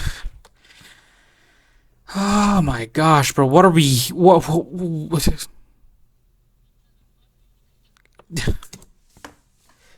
can we slow down? Can we? What the fuck is happening? So you're telling me Kaneki's again in a very dangerous position. Kaneki again is in a very dangerous position because he decided he wanted to check the city because he wanted to see the state of it, and it just so happened that Furuta's there, and then there's a bunch of evil monster poisonous infecting cells that blow up and infect humans and turn them into ghouls. But like, how does it affect half ghouls or one-eyed ghouls? Is I guess maybe they end up becoming a little bit more hungry for human flesh, but shouldn't they have already been hungry for human flesh in the first place? But maybe that's because they had some kind of technology or inhibitor in them that prevented them from having that appetite for human flesh. But then now, Kaneki ends up putting himself in another perilous position because he wanted to go outside.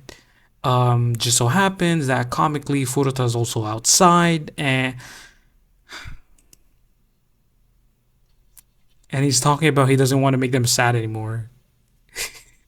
Like a few minutes ago, he wasn't inside a freaking worm, and people were saying he was about to die or he was gonna die, or they thought he was gonna die, or his life was being threatened. I don't know. I don't know. And he's gonna use what? What? He now has wings. Is that wings? What the fuck is this bullshittery, man? What? Wow, Ultra Rainbow SSR. Yo, what is happening? Oh my gosh, bro. I'm losing it. I'm fucking losing it. I'm absolutely losing it. Don't worry. Psycho's gonna be fine. Her RC count went. What's the RC again? I don't know. Oh, she's a ghoul. But technically, she's a ghoul. Oh, maybe she's 50% ghoul.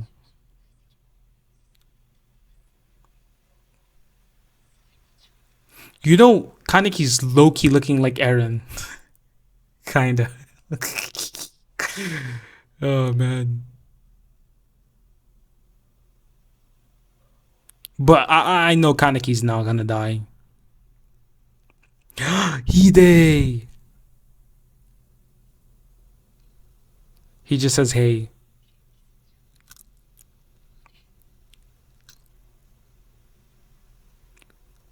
I know it's like they're trying to act cool and all, like, you know, he's alive and but I gotta keep it cool or something. Like I don't know, gang. Okay, so this is the moment where Hide's gonna take off his mask, right? Could you show me your face? Here it is.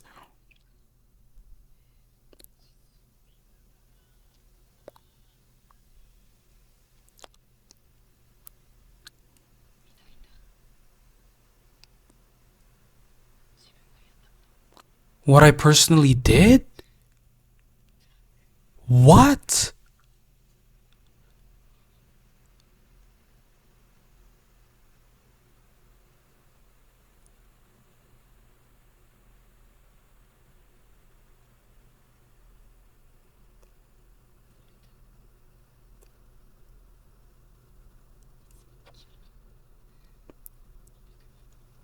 What?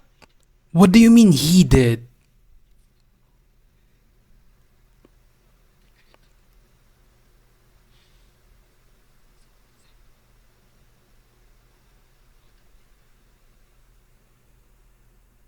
What?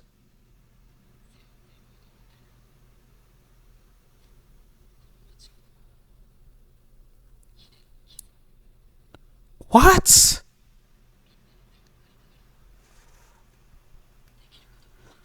Man, oh my gosh. What are you saying he did that?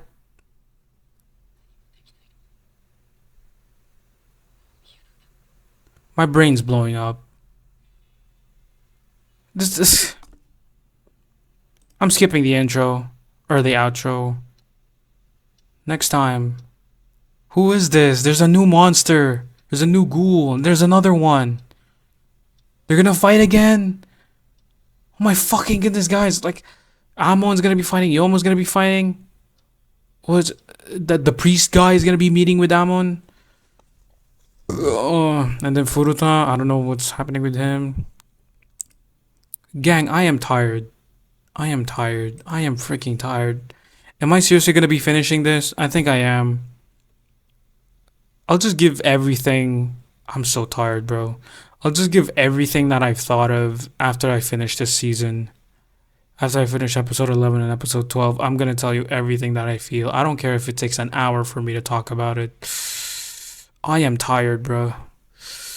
I am really tired. Like, I don't know if you could see it in my eyes, but I'm really tired. Okay, let's move on to episode 11.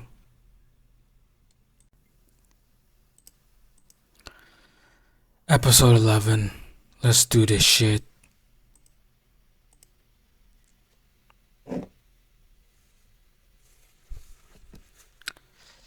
Okay, so there's a bunch of egg pods. out of nowhere. Am I gonna listen to the OP?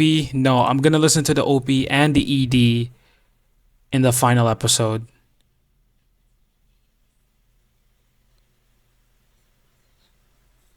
So this dragon thing is what they're calling it.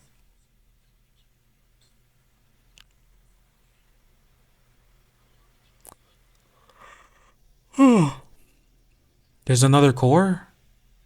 That means another person? Who could it be?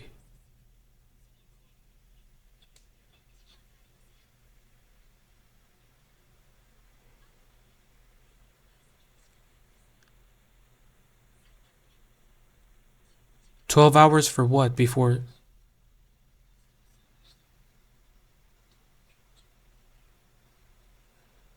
people all over. People all over Tokyo will become ghouls. Tokyo Ghoul!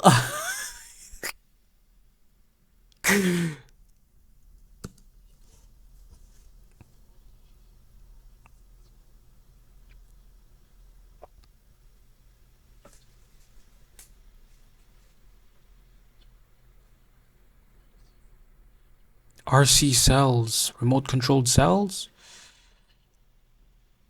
Yeah, because Kaneki got the weird ass wings.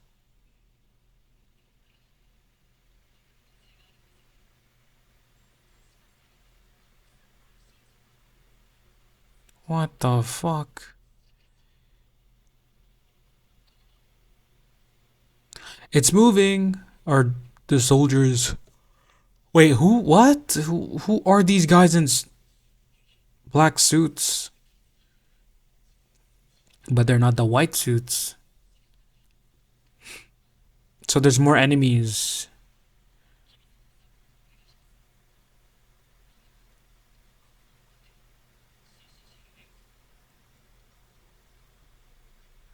Eren is going to.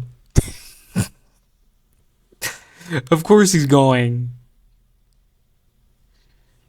He's always in a world altering freaking timeline universe, whatever bullshit he's in. Also, Kaneki's gonna live. I know it. This show doesn't feel like the type of show to just not to just, but this isn't the type of show to kill characters. Unfortunately, maybe side characters, sure, but even some side characters get to live. Encounter. I thought it was the end of the tragedy. We have another one. Fuck's sake, bro! I'm starting to get I'm starting to get drained from all this fighting.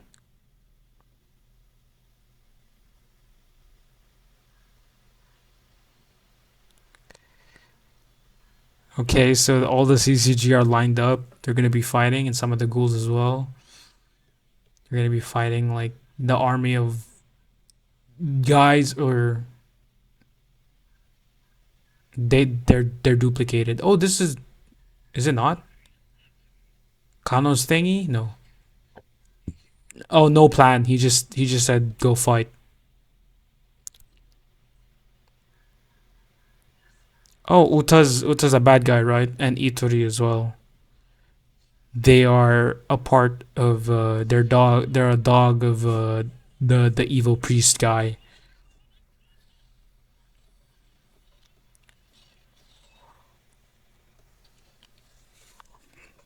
I don't feel the stakes. I don't feel like you know.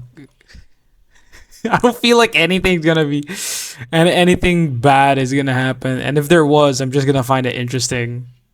That's how I feel now. How the mighty have fallen, bro. What is that? An alarm?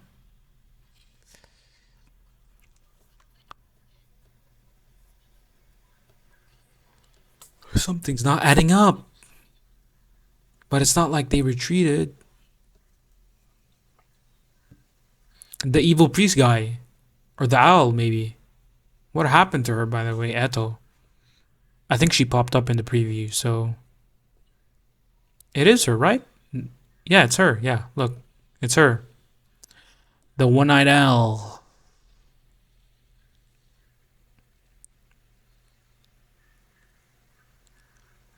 It's Eto, right? Yeah. No, it's not. Takizawa is that owl. So isn't this Takizawa? Wait, no, but Takizawa was he helped. So who is that? That the owl. Yeah, but which owl?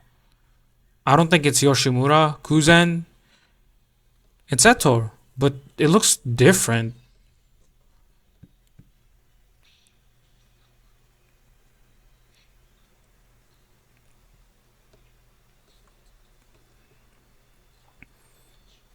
The traitor's subordinate.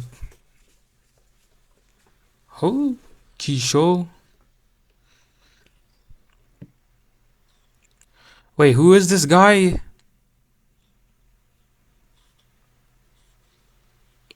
I don't know this guy.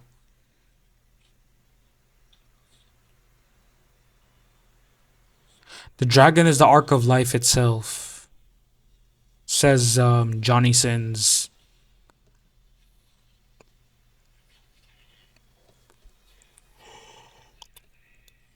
I kind of find it funny that Hide is with Maru. I actually, funnily enough, in season one, I didn't like Maru because he was pretty dumb. Like his decisions. I mean, even now, his decision making is pretty dumb. But he technically saved the show. He technically saved. Well, not the show. He's not gonna save the show, but he did save the people in the show. You know, with him killing. Well, he didn't kill Furuta. Oh, Eto's turning into Gojira. Dun, dun, dun, dun, dun, dun, dun, dun, dun. This is Eto, right? I'm not messing this up. This is Eto.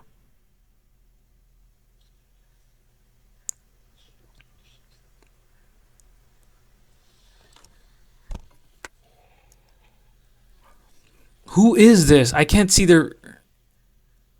Is that Eto? Why does she have a skibbity cross on her? Is that like a graveyard? Rize. He just saw Rize for a split second. I don't know why. Rize's body is the other core? You gotta be bullshitting me.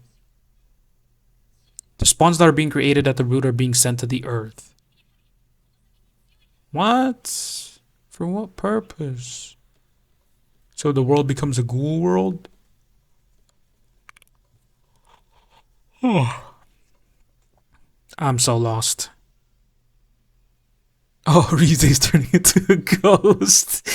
It's kind of funny, bruh. She's just floating. Oh, one of the eggs are cracking. Ooh.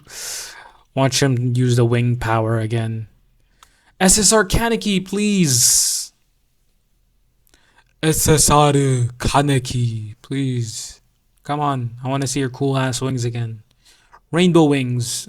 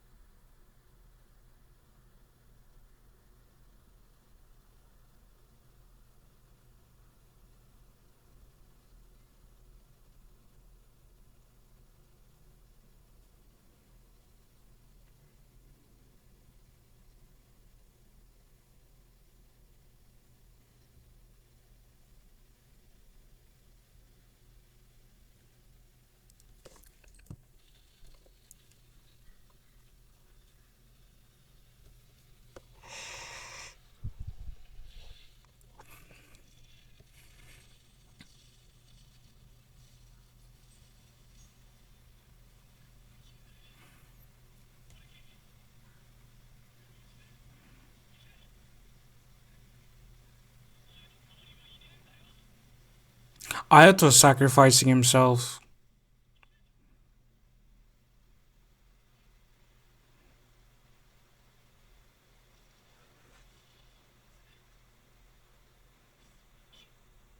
Dumbass brother. He's calling Kaneki his brother now.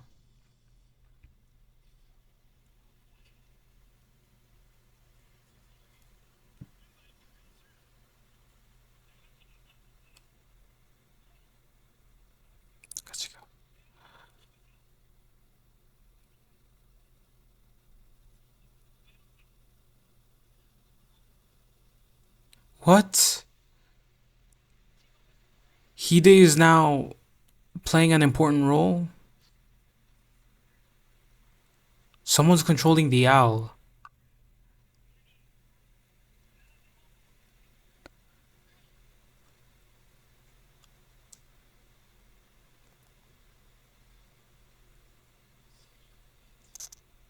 Hinami has super hearing.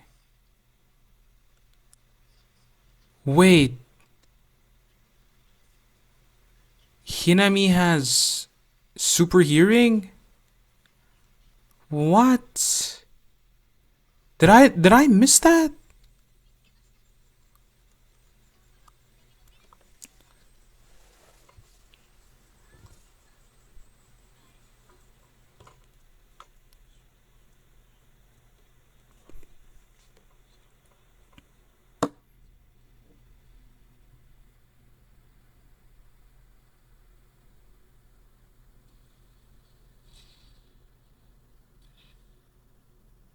Okay, Amon now met up with the priest guy. I will say Amon looks cool. He kind of looks like Guts. Yomo is gonna be fighting Itori and Uta. Kono ragiri mono ga, right? I'm just not as surprised.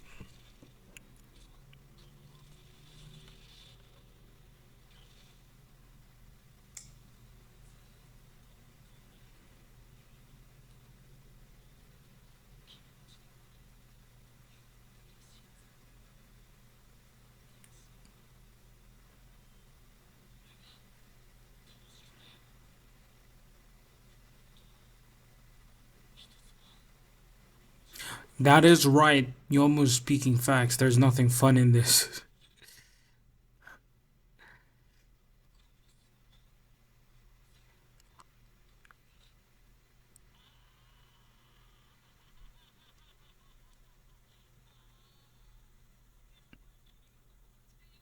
I mean, it just looks goofy,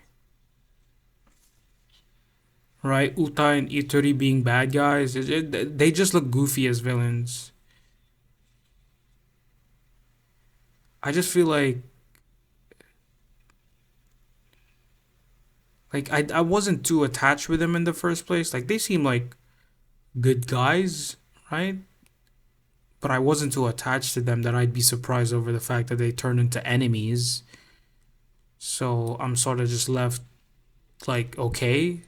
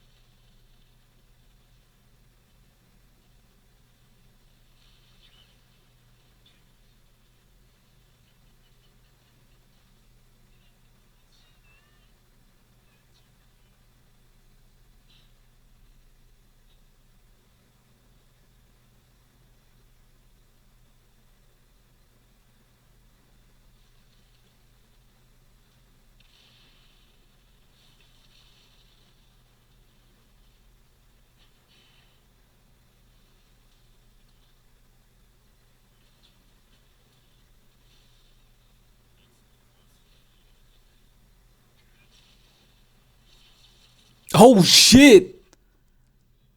What a stab! What a stab from Yomo. He just pierced through Uta. This is Daga Kotowaru, right? This is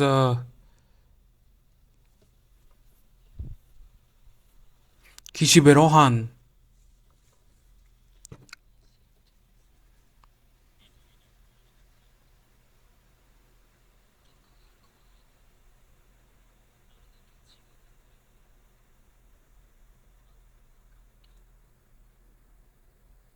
This dude barely had screen time as well, and he barely had screen time as a villain. And then he just dies. As soon as he pops up in episode 11, he just dies. Oh, he doesn't kill him. And then the music starts playing.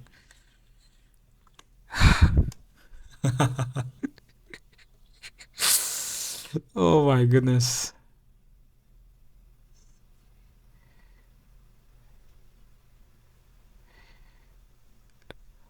Watch something like he betrays him. Or no. They're friends now? Look, he's not gonna betray him? No, okay. We're all goody friends now.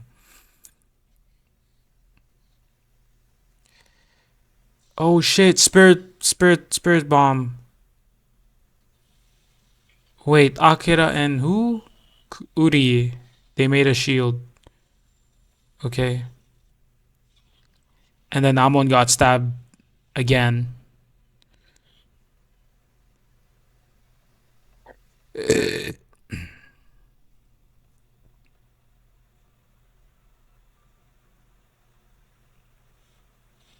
So the big bad boss all along was the priest guy?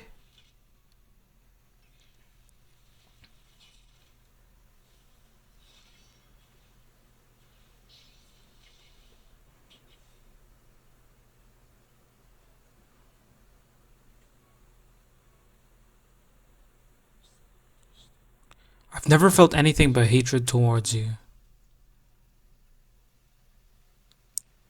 But I knew that, but I kept ignoring it. What do you mean? I mean, it was pretty obvious that you hated him.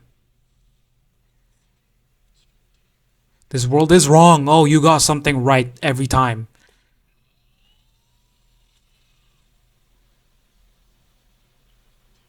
The ones that are warping it, okay? Who? Oh, you're one of them.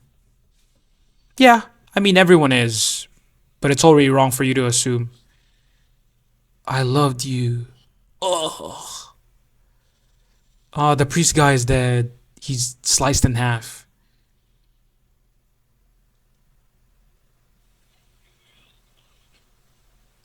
So those flute things apparently controlled the owl,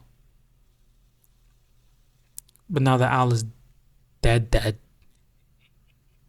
So Donato Porpora is exactly the villain you think he is. No matter how many humans are turned into ghouls, no matter how many lives are lost, he couldn't care less. Okay. So that meant Eto actually died. I didn't even notice it. I thought she was like Furuta just beat her ass. The donuts you made me, they were good. On cold nights, you'd come fix my blankets. When the dog we had died, you made a grave for it on the mountain out back. I was consuming everyone behind your back. It's the same shit that they did with the Uta and Yomo, yeah, right? Trying to remember all the flashbacks.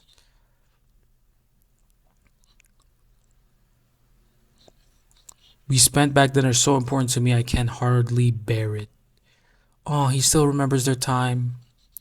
What's wrong with the son loving his father?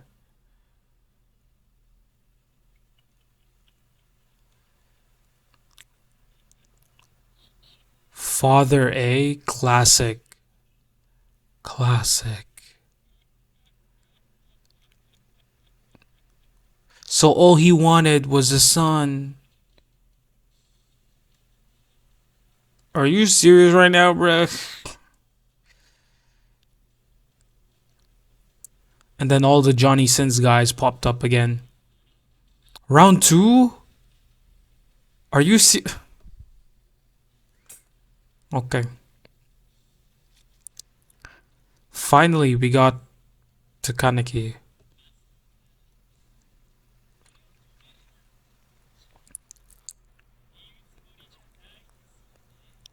Okay, so Furuta versus Kaneki.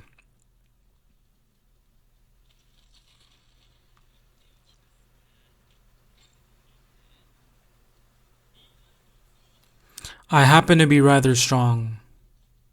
Well, of course, right? It wouldn't be a very interesting fight if you just went down easily, so. Why wouldn't you be? Okay, well, what happens in episode 12? Let's see.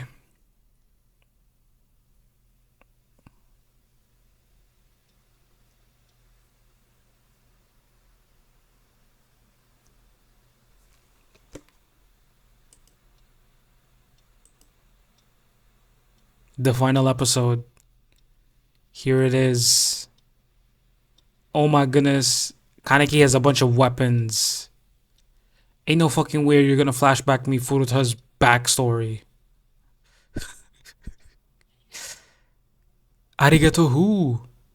Wait, that's Arima's scene though. The butterfly. Okay, well, you know what? Let's just go watch episode 12. Let's just finish this bitch right now. Let's go, guys. Episode 12. Here it is. Ah. Wait, what? Furuta branch family. Oh, this is like Furuta, Tsukiyama, and Washu. What the heck?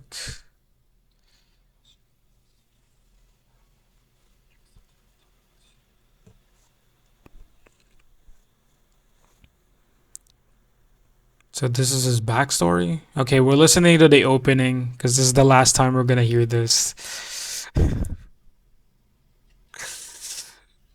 Oh, oh man. I am so tired of this show. Oh.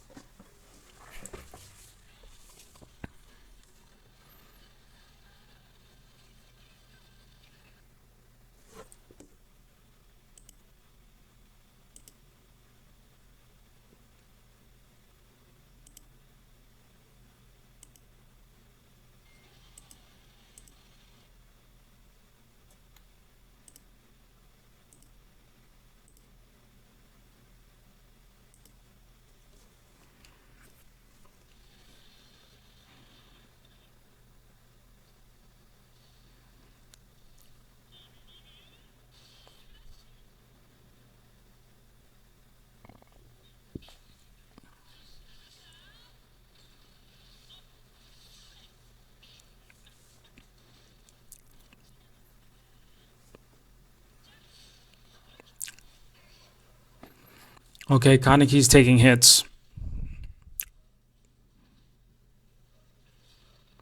And he's getting beat up by Furuta.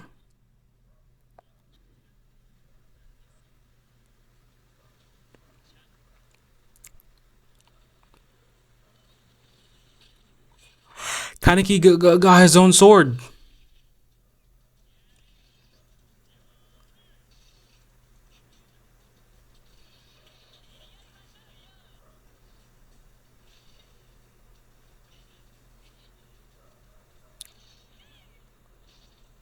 He sliced him.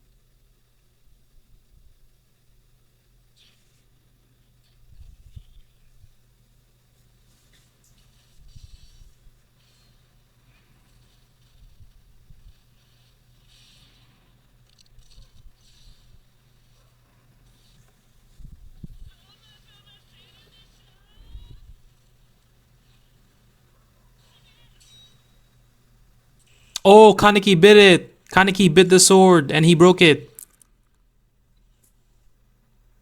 Now that kind of looked more like Kaneki. And now he's not. I'm not talented like you.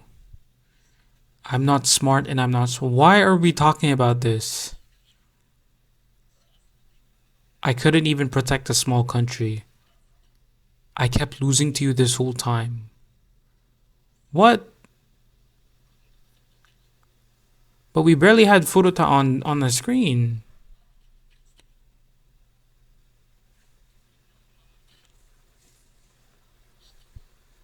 Humans and ghouls. Bruh, look at that, bruh. That's like triple SSSR. What the heck? Doesn't Tokyo Ghoul have a gotcha game? So that means, and he beats him. He sliced off his arm.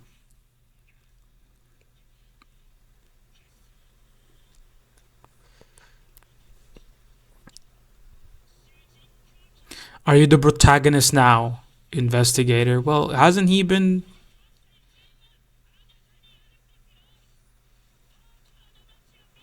Yeah, he saw Tokyo.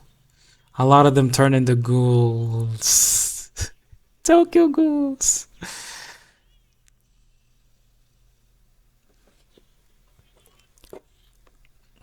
Kaneki should be able to take this guy out now because he's got a triple S Kagune. He had the SSR Kagune. Now he's got a triple S. That was season one. Jason, bruh. How the fuck does he know this?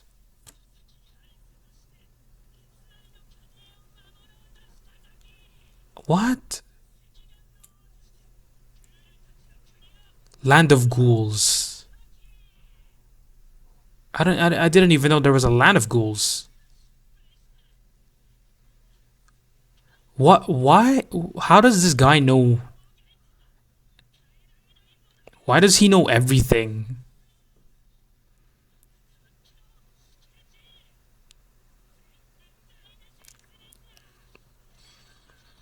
You know, Kaneki should be winning this. He's got like a triple S R um weapon.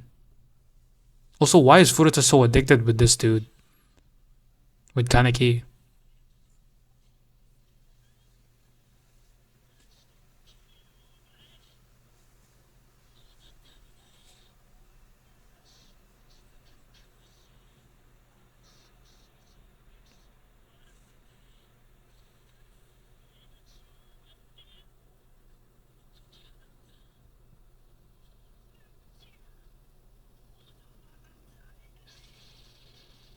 Okay, he's powering up now.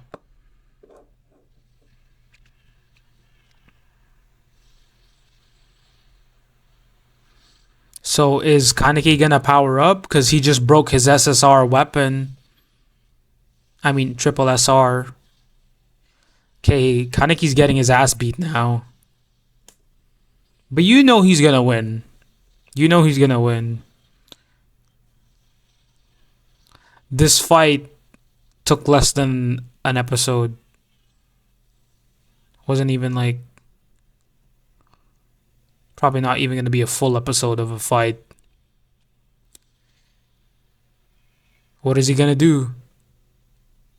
What is Kaneki gonna do?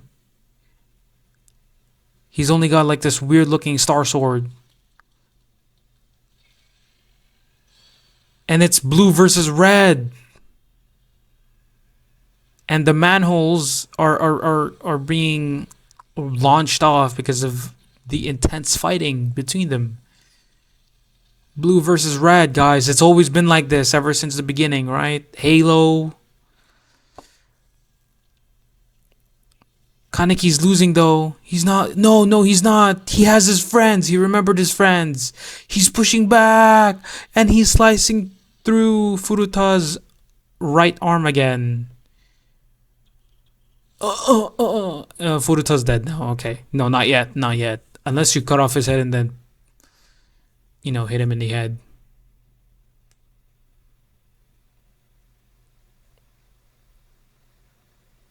So, what's happening? Why is it quiet?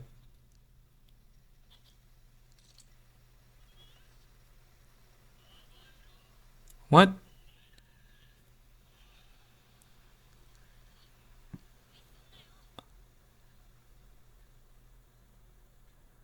Kagome?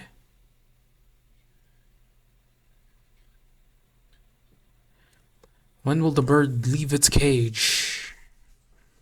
We do love that metaphor, do we? Wait, metaphor? Phrase. Whatever.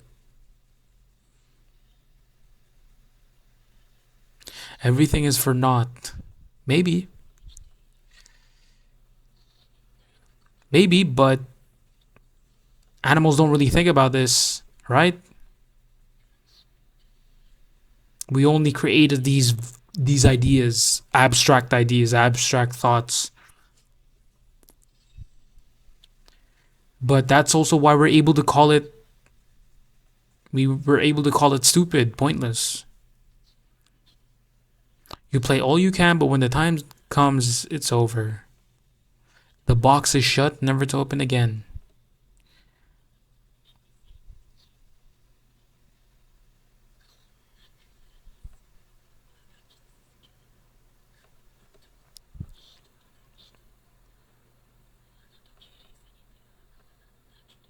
How the fuck does he know? How the fuck does he know about Rize? What?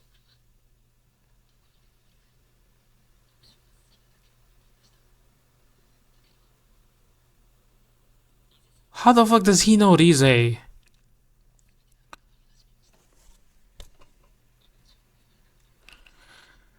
Oh my goodness.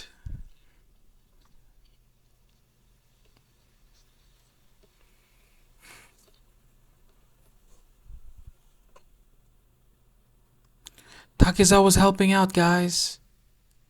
But I found a new place to belong. Even someone I can call a mentor. I found friends. And someone I love. Despite all the mistakes I've made. Despite how many people I hurt. I can't believe that it is all for naught.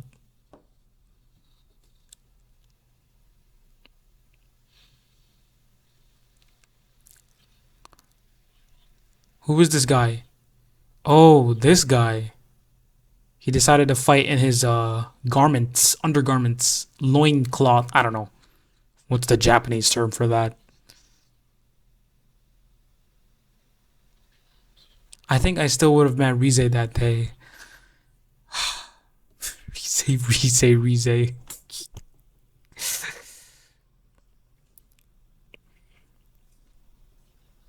This world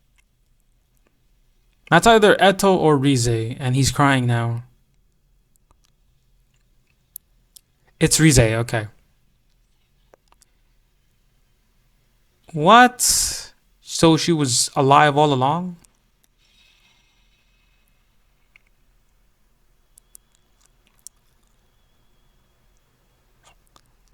She was alive. She incubated in this thing. And then now all the other eggs are also gone. And the dragon's also gone. Okay. You know, the dragons kind of remind me of Emogi. Y'all know that movie? Man, that was so fire when I was a kid. When I saw that freaking movie, that was really cool. So that's it. Okay, there's an explosion. No, everything's just collapsing. Okay, here it is. The end of the story.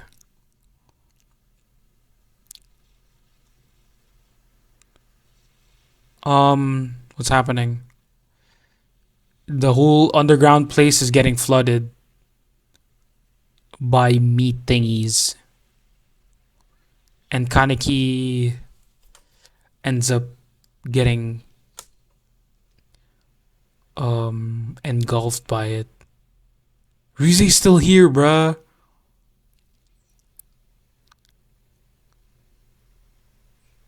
I had been watching you this whole time?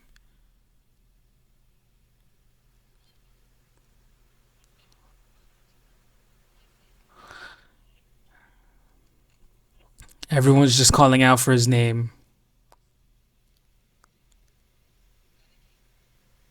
Hide! Man, the only person I actually cared for, man, Hide.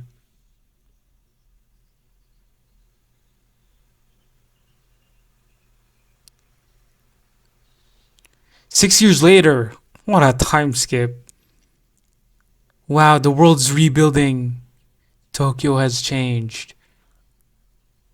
All of the eggs containing the poison have been destroyed, which stopped more people from turning into ghouls. Okay. And then what happened next? The progression for regenerative medicine, which came from the cells from the dragon spawns, had saved countless lives. Wow. So Shinohara's. Wait, who's that? That's Shinohara? Damn, he looks so old and thin. I guess that's because of the coma, of him being in a coma. Oh, Juzo's crying, man. Wait, that's Shinohara, right? That is, right? Okay. He looks so old. Just after 6 years? Damn. Psycho, what about her? Among the numerous corpses discovered on Hiroshima was a corpse which had undergone the Quink's operation. It was determined to be Shirazu's body. What? Kenichi Shirazu. But didn't he die in the first core? He didn't die in Hiroshima. Right? Shirazu, right? Okay. I don't really care about this squad. The Quink squad, whatever family all got doing. So we're gonna see their kid, right? At least Hide. Oh, um, everyone's moved on now. Look at that. Naki's playing with kids. He has a kid of his own? There's a girl beside him. Okay. Ayato and Hinami, they're probably dating. Right? Yeah, makes sense. And this looks so goofy, bro. They're all wearing civilian clothes. Wow, it's a slice of life, guys. So Yomo is playing with Kaneki and Toka's kid. So that's Toka right there. She's doing mom stuff. Hide ain't got a girl, by the way. And then Kaneki. What is this, like a 6 year anniversary? All meeting up. And Kaneki with a mark on his left eye. There it is. That's the end of Tokyo Ghoul. Bittersweet. Bittersweet. Bittersweet. I actually feel kind of empty. I actually do feel kind of empty. I wouldn't mind if the show ended up becoming doo doo, man. I mean, as long as it keeps on playing, I'd be fine with it. I guess Tokyo Ghoul has just been a part of my day to day life. So it being gone now is it's kind of sad. Holy shit, my heart feels like my heart feels like I'm missing something.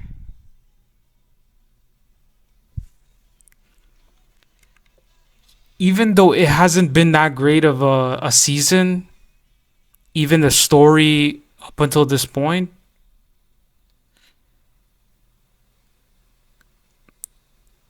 it's still what a nice day. Well, I will say that it is a nice day, and the coffee's finished,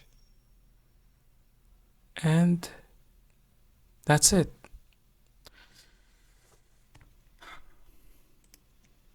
That's it. That's it. That is Tokyo Ghoul Re. That is Tokyo Ghoul. The end of it, and feels odd. It feels odd. The story's done. Uh, if you want to know how I think about this, it won't change the fact that from like Tokyo Ghoul Re to the second core, to the final episode of the second core, it hasn't been that great. It hasn't been that great. I think when Tokyo Ghoul Re, I could still follow it, like the first core. By the time the second core happened, my gosh, bro, like, oh my, I can't. I just can't.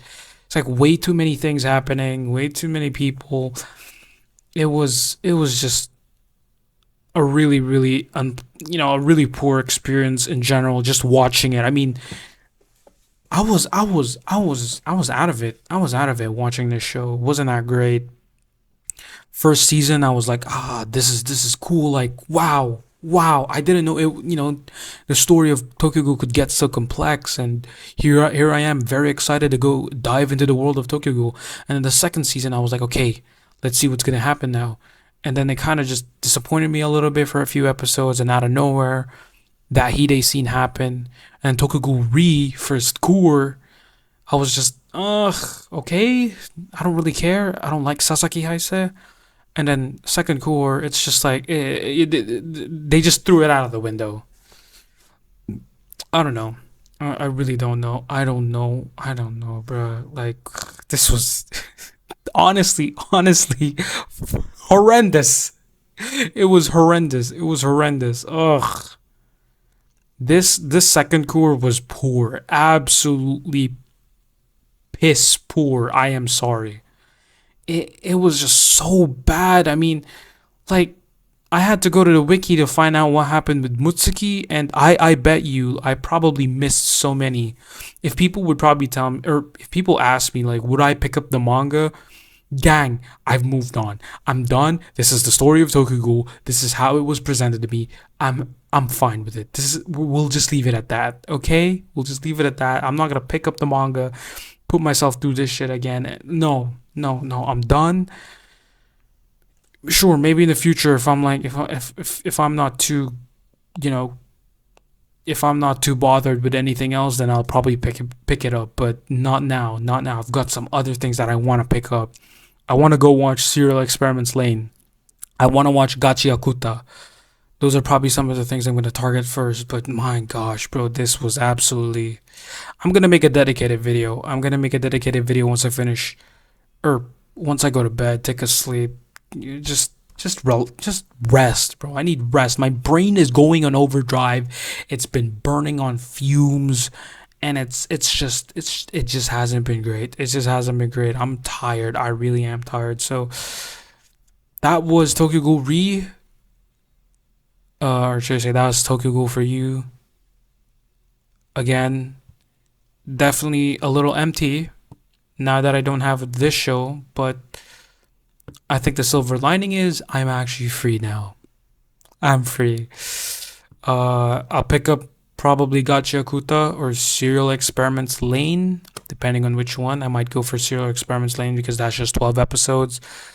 But considering that is definitely going to be very heavy when it comes to its themes, I might hold it off for a bit because, coming off from here with Tokyo Ghoul and how tiring it's been, sure, right? Might not pick up Serial Experiments Lane, but we'll see. Yeah. Well, that's pretty much it, guys. That is Tokyo Ghoul for you. I'll make a dedicated video, of course, on what I think about season 1, 2, re. That kind of sounds stupid. Season 1, season 2, season re.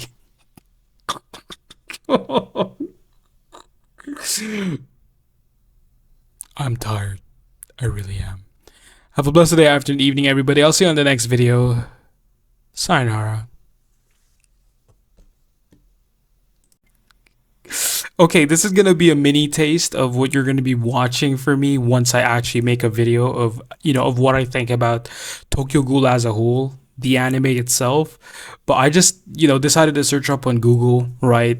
I wrote, why did Tokyo Ghoul turn up, why did Tokyo Ghoul get bad, right? And then I went over to Reddit to watch or read, right, what people said there, and the general consensus is season 1 was decent, which I do agree with. It's a pretty good anime. As a standalone anime, you could watch it and enjoy it, right? You dive into the world of Tokyo Ghoul, and people say season 2 wasn't as good, and then it just got worse from there.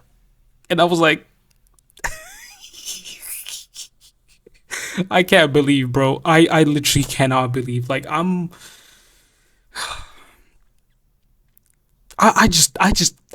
never gonna get back that time.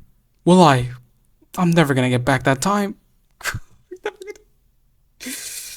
The only saving grace for me in this anime was that one scene with Hide. Literally that one scene. I was like, that surpassed the show. That to me surpassed the show. But my goodness, seeing as how people thought about it just made me laugh. Cause I can't believe how did they allow this to air in the first place? 120 fucking chapters off the manga, condensed in 12 episodes. Excuse me, who fucking greenlit this bitch?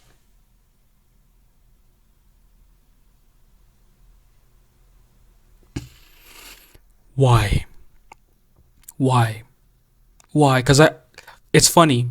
I never agree with people on, who on people who everyone who talks on Reddit or even on the internet, right? When it comes to talking about anime, I rarely agree with them. But the fact that we agree on what happened with Tokyo Ghoul, I am surprised.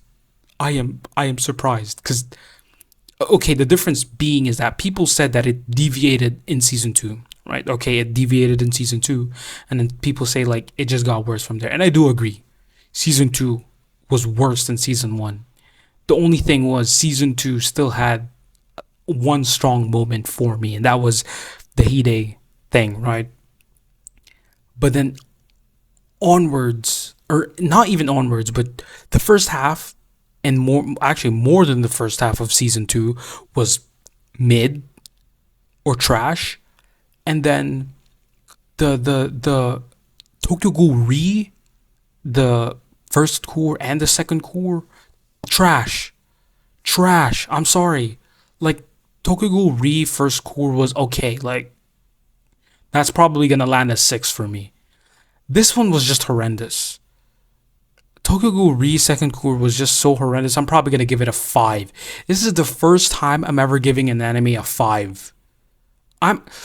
That's gonna be reserved for my future video. This is just gonna be a mini taste of it. But my gosh, was this fucking horrendous, bro. I can't believe it. Such a great concept. Such a, like, so many things you could talk about the world of Tokyo Ghoul. So many interesting themes you could dive into the world of Tokyo Ghoul, and then they did that. Why? Why? Okay, well, see you on that when that video comes out, guys. Cause my goodness, I'm tired. I'm going to bed. I'm going to bed. Okay, I'm out. I'm out. I'm out. I'm out. Oh my gosh, bro.